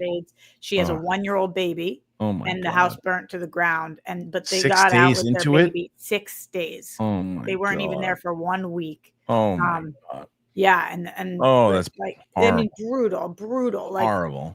I couldn't even imagine. Oh my God, it's imagine like you buy your first house, you have a baby, and then you've got to get the baby. I mean, it's almost like a baby. I guess would be better than a kid. You have to explain what's happening to. Still, Still. Oh, I'm sorry, that's horrible. Mike Joyce. Well, Neil Gaiman is a real POS. I mean, that's coming off of the reports today too. I mean, what happened? I haven't seen anything. He was accused of a whole bunch of stuff. Now, again, I'll rephrase that from Mike. I'm gonna rephrase this from Mike, because I don't like when people do this. So I'm gonna accused of being a POS. I'm gonna rephrase this because I hate when people do this. I'm no offense, Mike. I love you, Mike, but I hate when people do this. So I'll rephrase it. Wow. If it turns out that Neil Gaiman is guilty for all this stuff that he's accused of, he's a real POS. That's how I'm gonna do it. What happened? What allegedly happened? A bunch of sexual harassment stuff. That if he did it, he's a real POS. Like many different people. Yeah, I think so. Forward. I think so. It's, like I read there's a Vulture article I didn't read. I read the Rapper Hollywood Reporters thing, and it's a lot of seems the stuff that was mutual until the person didn't want it to be mutual, and then they had to sign NDAs and. Yeah, then it gets. There's a lot of like creepy stuff, but like again, like you say, Kristian, to say someone's thing, it's like let's see what happens. Facts come out. Let's see the facts first. Did this just get talked about today? Yes, today. There was a today. podcast that came out this summer that was on a podcast dealing with. Yeah, there was something about it, but this morning there was a lot more reports that came out too. So Mike Joyce follows it up. I hope you're able to get some sleep, Roxy. How are you able to function without sleep? Whenever I stay up past 1 a.m., my whole day is a wash. Yeah, I mean, it has been wild. Yeah, I'm sure. I'm not good without sleep. I don't know how you do it. Usually I can sleep very little, but I haven't gone into REM. I'm not asleep long enough with my alarms to go into REM. But my cousin came to watch my grandparents for one night. She drove from San Diego so that I could go home for a night. And I got 5 hours, and that felt like I got 5 years. 15 hours. Yeah. Like, okay, baby. Yeah, good for you. Cooking with gas. Yeah, you need to try to take some naps. Mike Joyce says, my younger siblings who like to hang out at bars with their friends until 4 a.m. say that's a sign of me getting old, but I'm a year younger than you. Yeah, I mean, look, it certain people's bodies deal with it differently too, Mike. You know, it's totally true. Goose the Loose, great profile picture. Favreau and Filoni have been on a bad stake from Boba Fett through Ahsoka. Them being fans isn't cutting it anymore. Mando needs new blood at the helm. Streak. I don't know if Mando needs new blood at the helm, but I definitely think Star Wars does. Because Mando, let him take it to the finish line and see what happens. You know, with this movie, this is going to be the end of it. Let it be that. But yeah, go pal. Hey Roxy, I just saw Tara and your Hobbit reactions. What was the big mistake you said you made? I didn't notice anything. I'm glad you're safe. Have you been getting comments from it? So okay. It's like some of the people, the good people, the sweet people, don't even look at the comments. They just watch the movie, they give it a thumbs up, and then they leave. Move on. I texted Kristian about this. Yeah. You remember what this mistake I made was? Yeah, it was calling Evangeline Lilly what's her face the whole time, right? I thought she was Arwen. Right. I thought that's not too bad of a mistake. I mean, not that bad. Are you getting murdered for it? Oh my god, yes. And in all fairness, I was like, wow, so her and Legolas knew each other like this long? That's not crazy. I mean, if you're not a big fan of that stuff, it's like they look very so similar. Fucking similar. They do. Yeah, they do. It's not like one's blonde and one's brunette. They're both brunettes. They're both beautiful, angular featured elves. But then it got very clear when he was like loving her. I was like, this is so strange that's never came up in Lord of the Rings. And I was like, oh, yeah. It was about 15 minutes where I was wrong. And I was like commenting on how. But not as bad. But it's not as bad as Lord of the Rings, though, as far as getting the comments. Well, just because there's less viewers. Okay. Like, the Lord of the Rings ones have 500,000 viewers and they all just. Because Mikey missed all this. I don't know how to. I say all the names wrong. Yeah. I like mispronounce all the names. I loved watching this franchise. I think it's so unbelievable. Like maybe the best trilogy of all time. You just watched it for the first time on a rewatch? Yes, and it was just like, oh wow. I watched the first Lord of the Rings movie when I was, I think, 9. Oh my god. Or something. Kid. And so I had no recollection. I know. Fucking kill me. Well, Austin B says hats, fur coats, congestion prices, nothing better than story time with Kristian and Roxy. Yeah, I'm telling you, I wish Roxy, I wish you would have been with me. I would have said no. No, he's not moving his hat. It was so silly. That's such a weird New York thing to happen. I would think really that in LA. I would not think that in New York. But it was weird. She was just like some old, like, I don't know if she was old. I couldn't tell it because it was dark. What were you seeing? Wolfman. Crystal DW fan. Sorry, Roxy. That sounds so stressful. Stupid fires. It's true.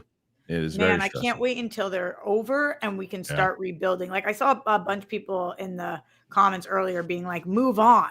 Like move on from move what? on. Why? And it's like, I absolutely will. When the fires are gone. Yeah. Right. That's silly. They say they're at 17% containment by me. Right. Happy to move on. Can't wait to move on. And also, people need to understand is when they say it's contained, that doesn't mean it's 17% out. No, it just means that they've got it cornered. Like the perimeter.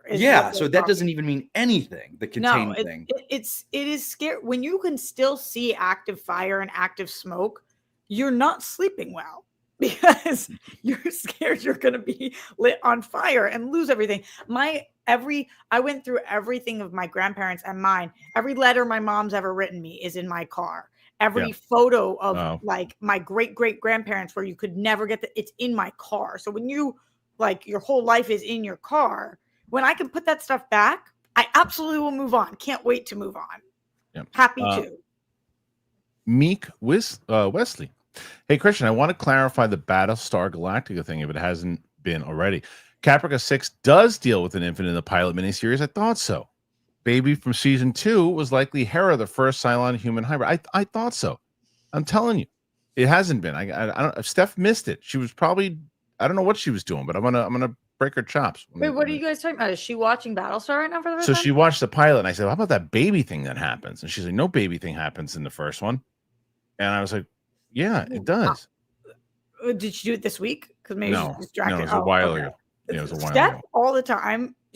I would be shocked if she missed it because like we'll be talking about Dune Prophecy and she'll be like, when this happened, I'm like, I completely missed that. What are you talking about? So that's why she missed it because I thought so. No, the opposite. She usually catches everything, and I no, because what he says here, Prime has the mini series and the series separated. So she probably started from the series and she missed the mini series. She went right into it. I knew it. I knew that's what happened.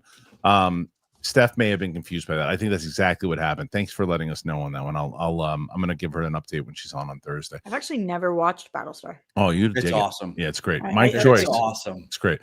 Roxy, how's Grammy and the rest of your family in your area doing now? I'm getting texts from the person that I have with them right now saying that the wind is starting to pick up, but it's still looking like it's not going in her direction.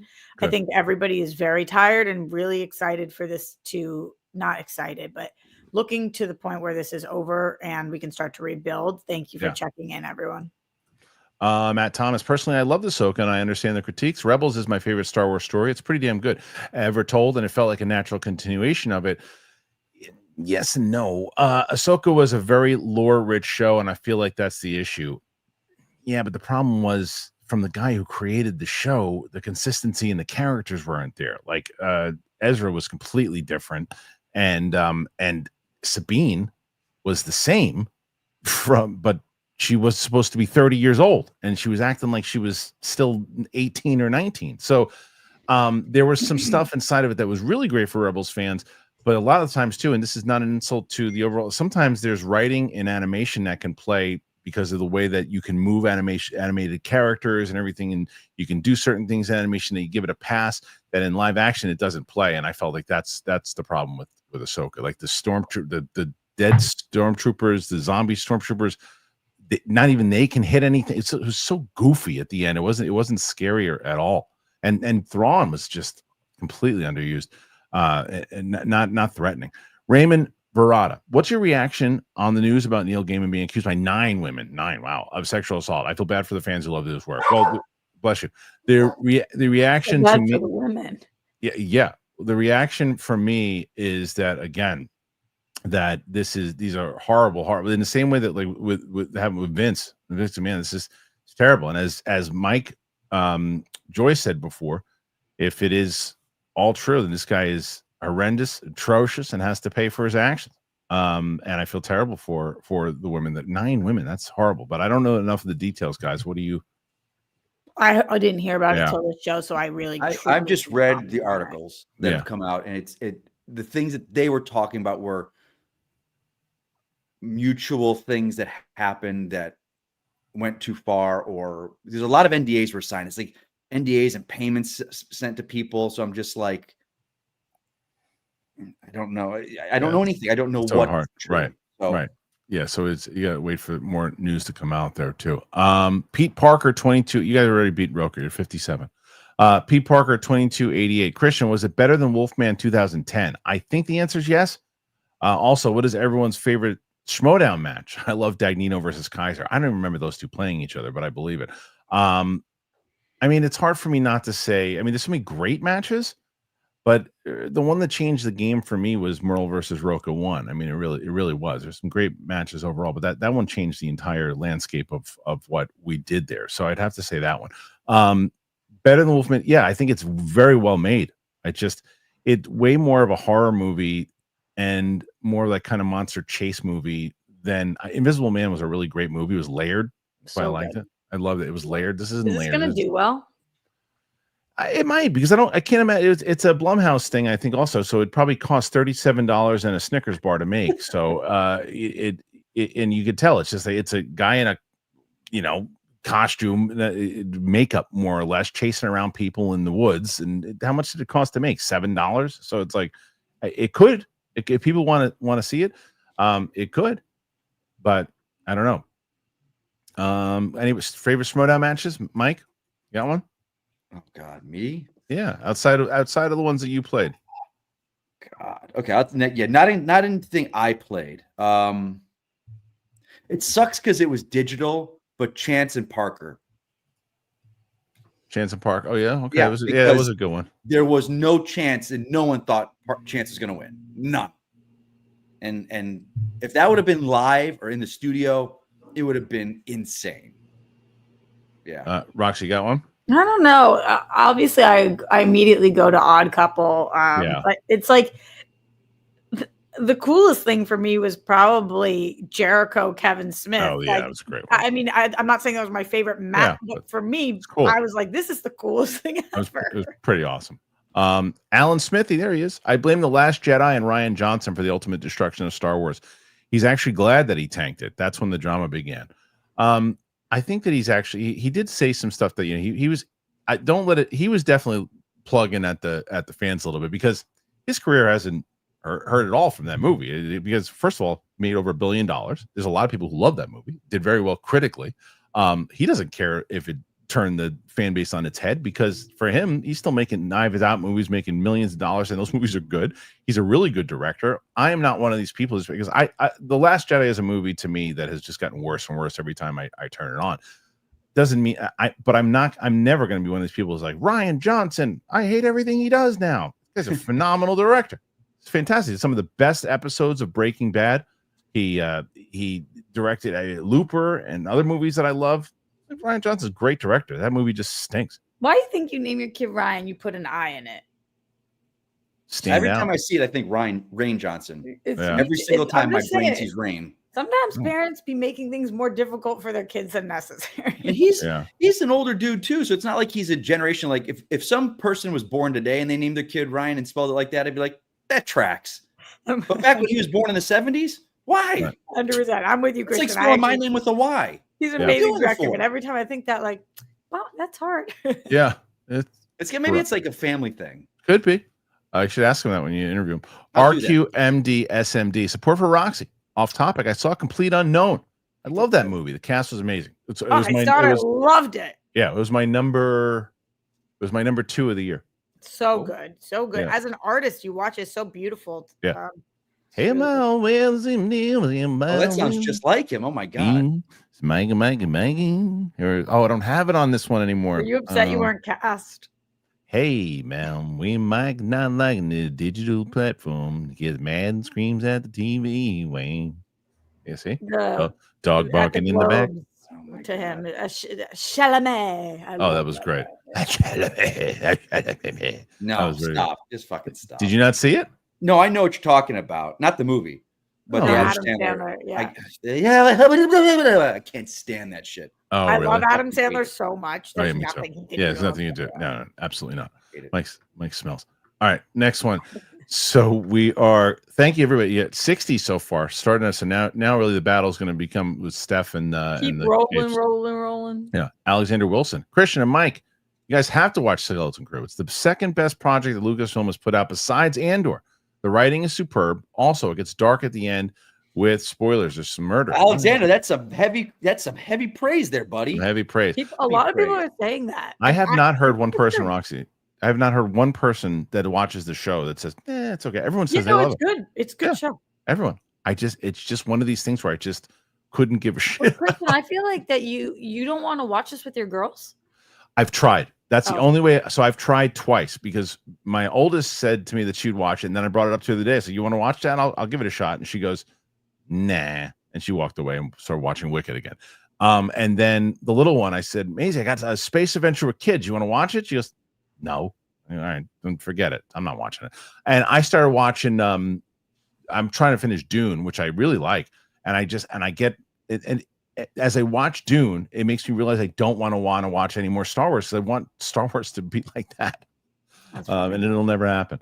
Jim 1 had Skeleton Crew come out 3 years ago. I think viewership would have been higher. I don't disagree with that. That is a fair point. I don't disagree with that. But that's what happens when you tarnish your brand. Yeah. But trust in Star Wars was impacted by Acolyte, Ahsoka, Boba Fett. If it came out after season 2 of, in the same way that, look, if Guardians came out today, Guardians of the Galaxy came out today, it doesn't do as well as when it came out in 2014 because it's like hit. And I don't want to hear about, Thor Dark World came out. It made millions of dollars and people were still on board with it. It wasn't, there's tons of movies that came out. And no one was really down on it. Yeah, they weren't bashing it. They weren't they're like, it's not as good as the other ones. What's next? That's what everyone was saying. It's like Guardians. So I agree that if it would have come out after Mandalorian season 2, I think you're 100% right. Crystal, DW fan, what's with all these allegations of people? Justin Baldoni, the X-Men writer, Neil Gaiman, what's wrong with people? Just heartbreaking. There's a lot more to come out of that Justin Baldoni story, though. Oh, that's what we're saying. Hold out on that one. Yeah, but I also feel like comparing the Justin Baldoni thing to the X-Men writers and what's coming out of Neil Gaiman, they're all just so different. So different. Right, but I think to her point, it's like, it's because it's Hollywood and everything's out there. Yeah. Every job, the corner Starbucks, they've got people that have problems and this and that just because it's out there and it's tabloid and you want to hear about it and it's juicy. But the HR building at every office building is full of like problems like this, but because they're famous people, they're stars. It's the tabloids. It's what's fed the industry for decades. Yep. Juicy. Pete Parker, 2288. Kristian, do they sell those hats somewhere? I want one.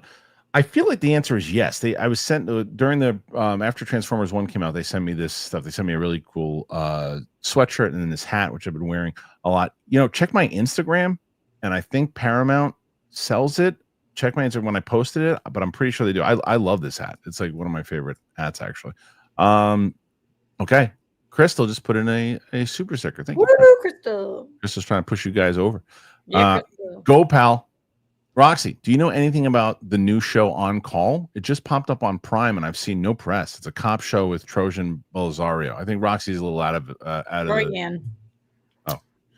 I have not seen anything about this. I just saw that you put this in, so I put it into IMDb, and it doesn't even ring any bells. Let me know if it's any good. I know I rec for you guys, but oftentimes you guys rec for me, and then I take those and I watch them. So if you guys have things that you think I should be watching, I realize, Kristian, that next week I'm going to give you something fully loaded because I haven't Severance, seen it right? in a month. Yeah, and Severance is coming up. There will be Severance. Obviously, we've gotten so much more of Silo, which has been unbelievable. I haven't seen it since Squid Game. I know. I got to watch that. I've got so many things to talk to you about. All right. Let's go. And this is the next one here. And this is Christopher Brickner. Will Mangold's Dawn of the Jedi film be a hit? I think it will be a flop. I don't think there's much general audience interest in a Dawn of the Jedi. It is impossible for me to say, will it be a hit? And Christopher, it is impossible for you to say that it will be a flop because you don't know who's in it. You haven't seen a trailer. You don't have information on it before you can like, that's impossible to say that it's going to be a hit or a flop right now. Impossible. Did Mangold do A Complete Unknown? Yes. Okay. So he went from Indiana Jones, Logan to that. Yeah, and I'm telling you, he's a filmmaker that's all over the map, man. No, he's not. Most of his stuff is great. It's like he got like even that Wolverine. Like he did Night and Day. Oh, genre? You mean genre wise? No, I'm saying quality. Some people like Night and Day. I'm with you on that. I hate that movie, but that's the only movie of his. I'm a Top Gun guy, and I don't get that movie. That's the only movie that Mangold has that he just loves Tom Cruise. Yeah. Roxy, you don't know that, Roxy? You don't know Top Gun guy? No, Roxy was literally quoting it. The Top Gun guy? She literally was quoting it. I quoted it and we both missed. We both missed. No, you're I thought right. You were with Steph going Top Gun guy. What? Crystal's asking, Roxy, are you still taking donations for fire victims? I am. So I'm going to go do another drop today. My friend Jess and I have been taking donations. We've raised over $6,000 so far. And it's for the fire victims and for the firefighters. Today we're bringing them. They're sleeping on the ground right now and on the beach. So we're bringing these mats for them, pillows, blankets, and also water, Celsius, or certain things. If you look at my Instagram, you'll see my Venmo, but it's at Roxy-Stryer. And I like that I wrote that out. And every single dollar we're giving to the people that need it right now based on what they need. Yeah. Great. Joey, do you think we'll see Daisy Ridley as Rey at all before her new movie? What's her new movie? At all? Isn't that if she's got a new movie coming out within the next year, you're going to see the movie that the Shaboy should. She's not. You're not going to see her as Rey until the earliest is 2027. That's the earliest you're going to see her as Rey. Well, what could you even see her in before that? Potential. I mean, what else could she pop into? I mean, whatever movie comes out in the end of 2026. I guess they're not doing a 2026 movie. They're only doing one in 2026. She's going to take Grogu. Grogu's going to be the first student at her academy. You think so? No. Look, did you believe that for a second? Possible. Because it could be possible because the way that they think. Yeah, it's the way that they think. Okay. Mr. I 101. like that. Thoughts on Elon Musk? He's rich. No, I think they mean him potentially buying TikTok. Oh, is that true too? I'm guessing that's what you guys are. There's two Elon Musk stories this week. Number one is that he's been helping with the firefighters right now and helping them to be able to communicate on the ground, which is the first time in a long time I can say thank you. Anybody who's helping with the firefighters here. Number two, that he is potentially buying TikTok. You guys know TikTok to make an American base so they don't have to take it off the shut down. And we know that Donald Trump has a soft spot for TikTok. He loves TikTok. He thinks it's one of the reasons why he won the election. Donald Trump's boy is Elon Musk. So I wouldn't be surprised if some kind of a deal gets negotiated here. If that's not what you're asking about, and you just meant general thoughts on Elon Musk, I don't know what to tell you. But my thoughts are it's terrible if he buys TikTok.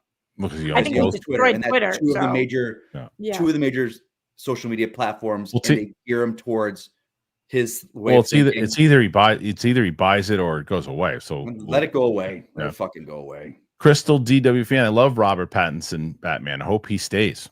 I think he's going to stay. The question if he stays in the DCU or not is the overall question. Ronetta, what's up, Ronetta? Hey Roxy, what's up? Love you. This Jersey girl sending all the love to Callie. Stay safe. I love Cynthia E. However, I think Jodie or Wanda Wise are perfect choices. Yeah, I don't think it's a matter of. I think a lot of people who have said Cynthia Erivo is not the one are fans of hers, right? I think she's a great. Yeah, it's not saying she's not right, a great actress. Right, she's not right for the role. Yeah.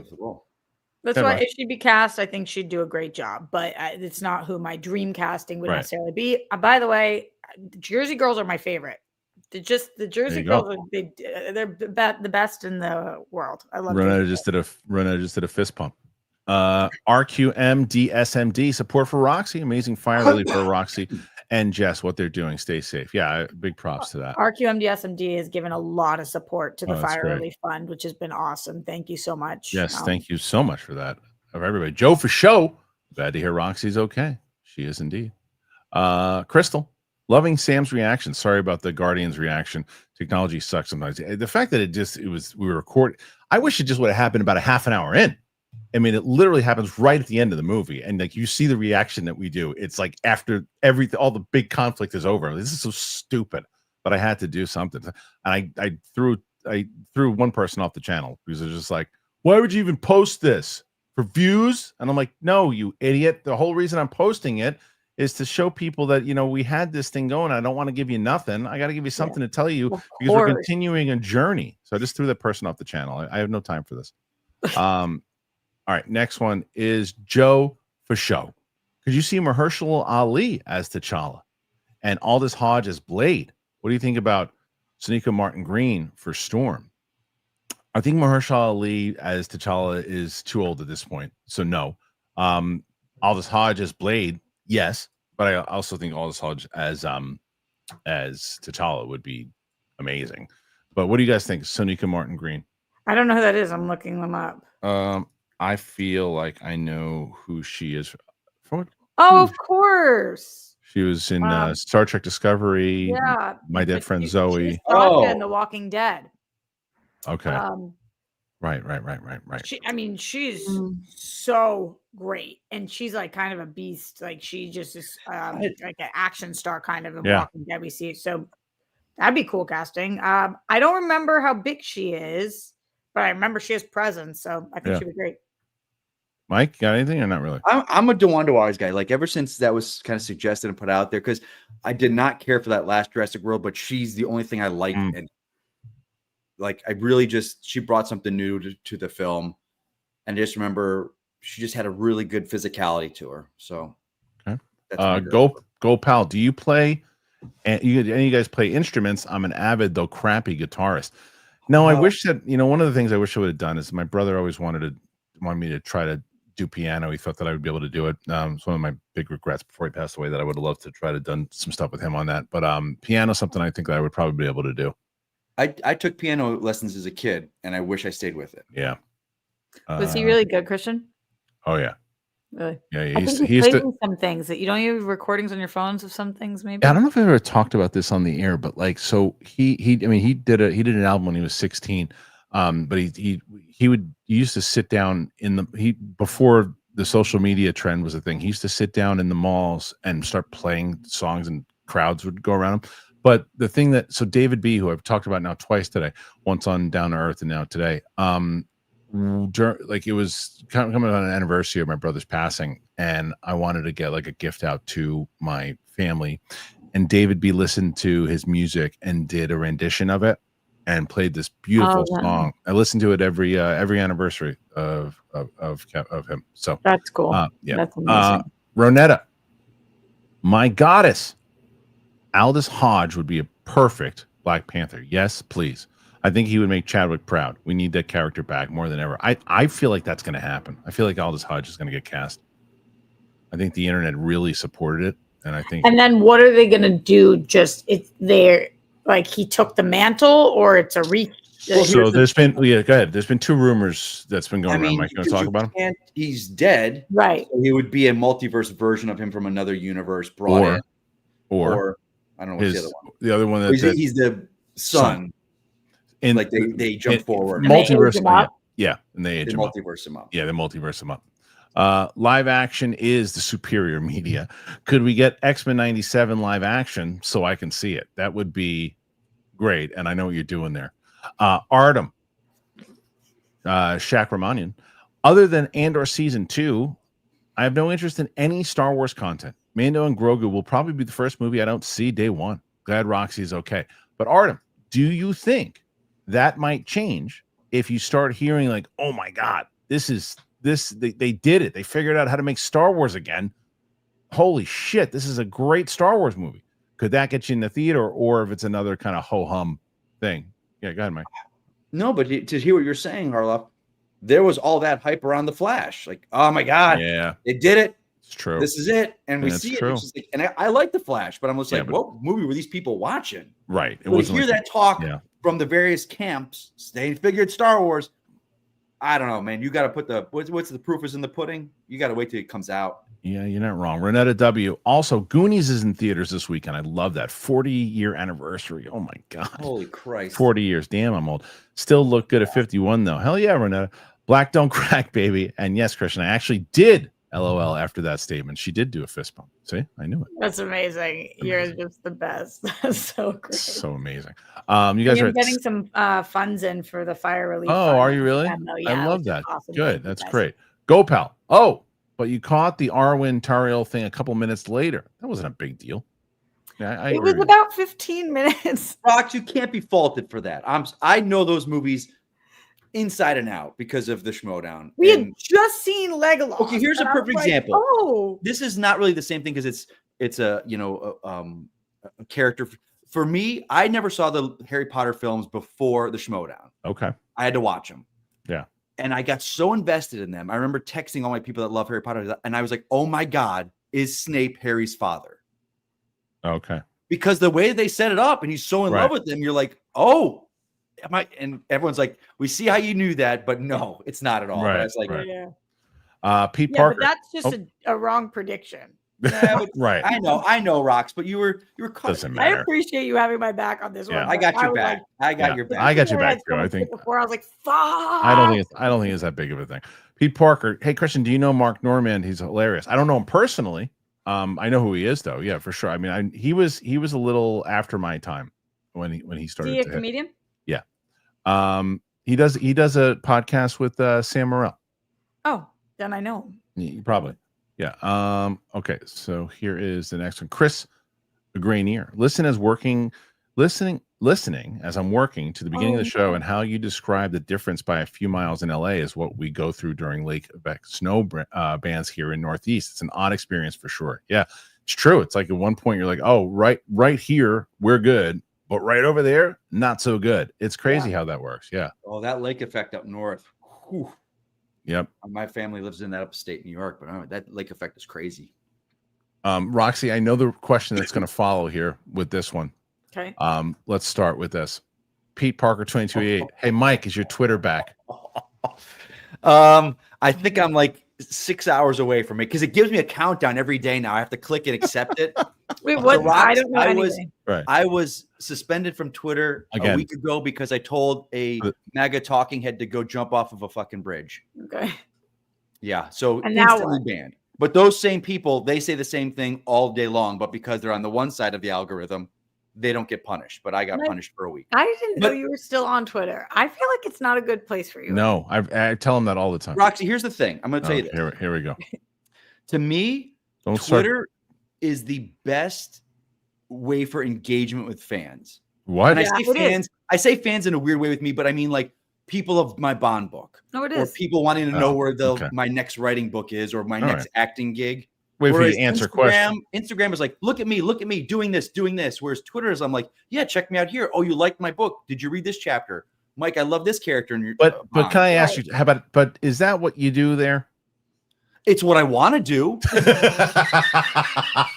It's what I want to do. I would love if I have a day where I talk James Bond with people, like, and they're like, "Oh my God, I found your book," and they'll send me pictures of them on like a beach reading it. And like, my favorite character is this in the Bond movies, and I didn't know this.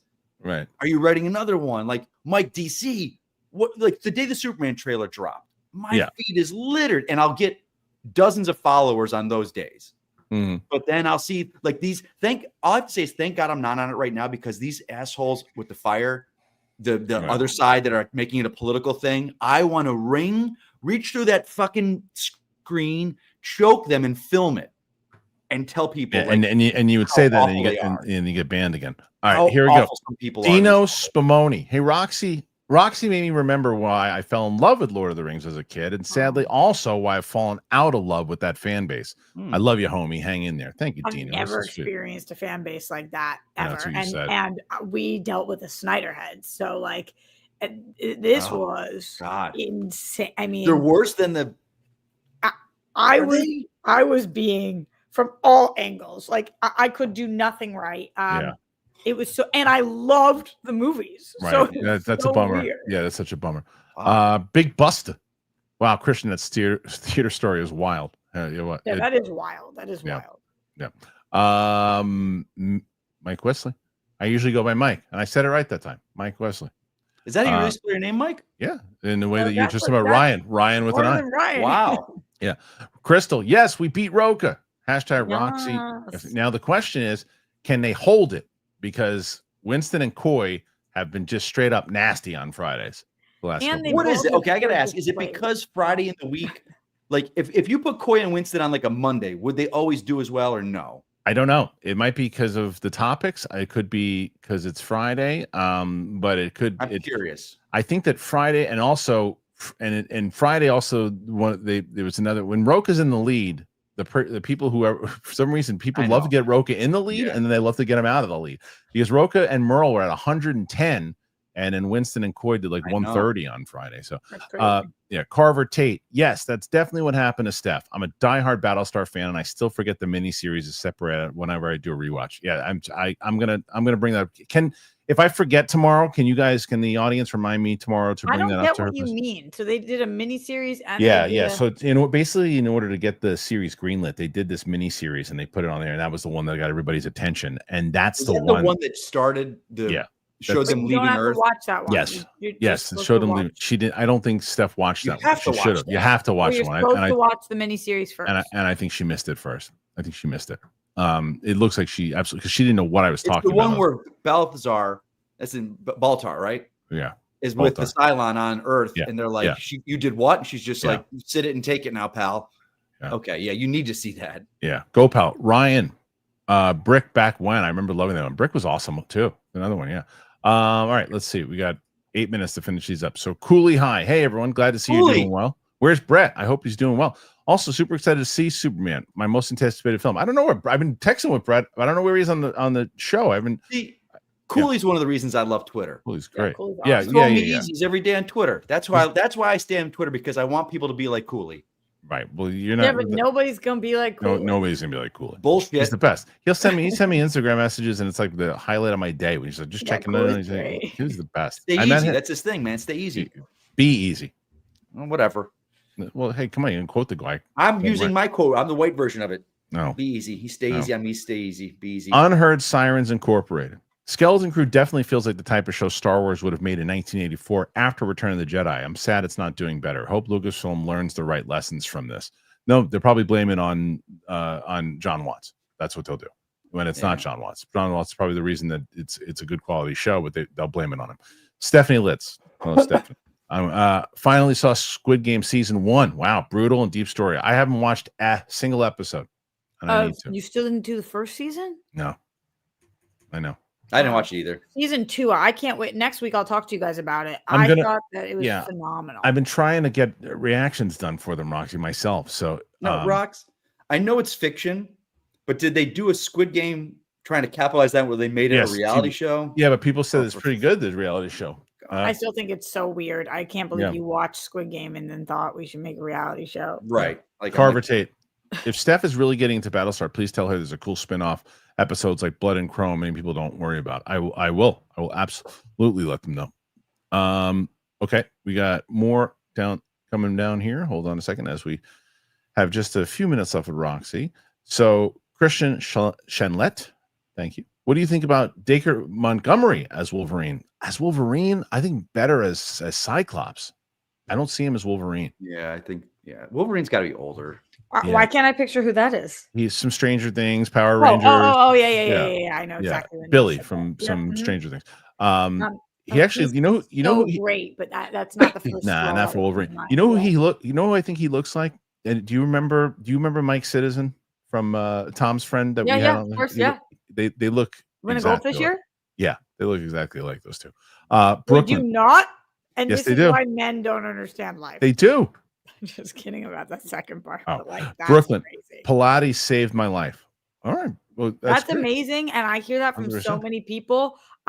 That's awesome. Hell yeah. Way to go. Pete Parker, 2288. Dagnino played Kaiser in 80s trivia. It was great. I think I do remember that. And I could absolutely see that being great. NLS FC 96. Think Acolyte numbers were inflated so people can hate watch what was next. Skeleton Crew, you may not be wrong there. Skeleton Crew is just fine, and people are not flocking to controversy as they were for Acolyte. I don't disagree with that statement. And I think also, and I hope this is true, that the usual suspects are not going after Skeleton Crew because they're kids.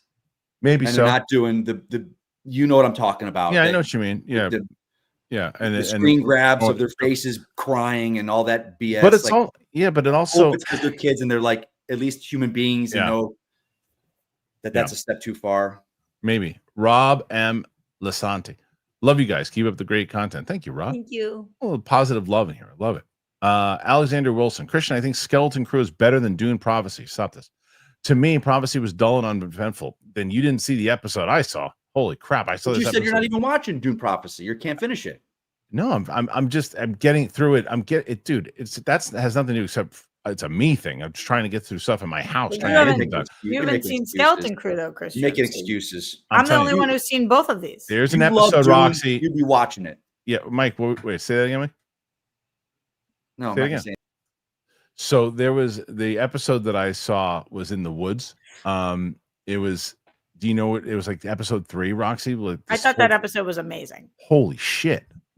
Of course, I know what you're talking about. That's my favorite of them. So my god, crazy episode. So, but I can't compare it to Skeleton Crew because I haven't seen it. It's just such a bummer. I could never imagine in a million years where I'd say not like every week just tuning into the Star Wars show. I couldn't give a shit about tuning into that show. Shelby White, Roxy, thank you for recommending Silo, and you rock. You've been doing so much this week for others. Thank you, Shelby. Thank you, Shelby. Silo is the best show that's currently on television. That I told you it's the first show I watched last night. I'm back to TV and I was like, I get one show. What am I going to watch? And I caught up on Silo. It is so good. All right, I'm going to watch that one. Severance is about to come. It's about to wipe the floor with everything. I'm going to check it. Oh, this one, John Roca. This is the the real John. No, the Pout Law. I will always be the super chat champ. Roxy's just running amok. It's a disgrace. Best believe this, people. My mouth, your asses. Let's eat. It's like what I like about the mock account that the Poutlaw does is that it's not like it doesn't get into like just full on insults. It's like he's like talking. It's like a mock Roca account. It's hilarious. PLD obligatory. I can't say it. Obligatory. Thank you. Obligatory. You fucking idiot. Obligatory. I am working on not lots of obligatory. Roca isn't here, so I can donate post. Roxy's Lord of the Rings reactions were phenomenal. I don't understand why the fans were like that. PLD sent me a few messages about that, which I appreciated. It was bizarre. It was really bizarre to experience loving something, because I feel like the Snyder people really were upset with us when we didn't think that everything was perfect. When we weren't raving about stuff, that's when they were upset. To be just shredded for loving something was so odd. Why, Rox? Why are they shredding you? I haven't gotten down to. They think that they were like, she missed so much. It was my first time watching. God. All right. Well, it's also the edits, and I experienced this too on the MCU. The edits, they don't realize that the editors are so good at focusing in on a moment that you're doing that it's like, what happened there? What was that? There's there's something that's popped up on my screen. But the editors are so good that you think that you're stepping over a moment, but you're not. You're taking everything in that's coming. They're like, you didn't even react to this moment that everybody says is the biggest moment. I'm like, I did. I was watching. Like, man. PLD, Mike, as a more casual Bond fan, your book was a great read. That's awesome. PLD. Yeah, but he liked the Brad Gilmore parts better. Mike Joyce, Roxy, did you see the special feature on Apple Plus of Solo/Steve Zahn giving a tour of his living area, MTV crib style? No. It's amazing. I love That's Steve awesome. Zahn. Is Steve Zahn in? Oh wait, no. So okay, never mind. Do you know? Yeah, I know Steve Zahn is. Okay, what so were you just gonna ask? Silo. I asked her. I thought he said yeah. PLD Project Skeleton Crew over Dune Prophecy, and I love Dune. What a surprise that PLD picked Skeleton Crew over Dune Prophecy. He picked Skeleton Crew over Citizen Kane. Come on, PLD. That's a tough ball. Yeah. Stephanie Litz, are you still doing monthly fan chats on Patreon? Oh, you mean like the one-on-ones that I do? So no, but what I am doing, I guess maybe the answer is yes. Till when it comes to live streams, I'm actually doing a live stream today at 3:30, and it is both for members and for patrons. And if at a certain tier you can come in, you can join, you can be part of it. And then there is the and then you can, if not, you can just be part of the chat. Any member, any patron can be part of the chat on the exclusive live streams. All right, Mark, Kristian Shenlet, Mike, have you ever worked at the Universal in Orlando? I have. Yeah, that was my first start in theme parks. I started 2011. I worked there for 10 years. I did a lot of stuff there. Many shows and characters and roles I played there. Awesome. Yeah. This isn't the Universal there, but have you guys talked about the tipping for Disney? Have you guys not seen this in Orlando? No. Somebody sent this to me that now the rides are going to be asking you to tip at Disney in Orlando. What? Wow. I haven't looked into this. Tip with the $175 ticket you buy to get into the freaking on top of your fast pass that you bought. Yeah. Wait, no. It's are like, you fucking I have to look into it more, but that was sent to me, know. and I was like, and it was in the middle of all this, and I was like, what the fuck? But that would be crazy. No way. All right, this is the last one. Carver, I'll do my best to remind you tomorrow. Thank you. Some of the Battlestar ones. So, okay, look, guys. So it's a good. Oh, where's that? Where's the dude that hands us the membership today? I'm just here so I don't get fined. Perfect. Well, look at that. And then Nurse Engage just gifted 5 memberships. Perfect. Well, there you go. Just like that. So you guys ended here at 81. Not bad. Steph's got a battle at 81. I don't know if Brett's going to be on tomorrow. We'll see. Or Thursday, I should say. I'm going to be probably by my lonesome tomorrow. But that's it. Roxy, give that plug one more time. Where can they donate and help you out and stuff? If you want to just directly click on it, go to my Instagram. But if you want to go to Venmo, it's at Roxy-Stryer. Mike, where can they find you while you're suspended on Twitter? I'll be back in 6 hours, motherfuckers. Okay, good. Nice language on the Star Wars show. All right. That's what I want to be doing on Twitter. Yeah, exactly. A bullshit. Thanks for joining us here today, guys, on the show. It is both Roxy, myself, Mike. I'm glad that you guys joined us. Thanks for being here. Apple Podcast, Spotify, as I mentioned, if you want to help out the show and you want to get something really wonderful for yourselves, please check out our sponsors. As I mentioned, Mando, AG1, they're wonderful. You will love them. That's it. So thanks for being here, my friends. I appreciate it. I'll be back tomorrow. Make sure you check out the reactions to the MCU. We got Ultron coming out on Friday. My full review of Wolfman is coming out. My Out of the Theater for Wolfman's up now. But that's it. Thanks for being here. We'll see you later. Mustard.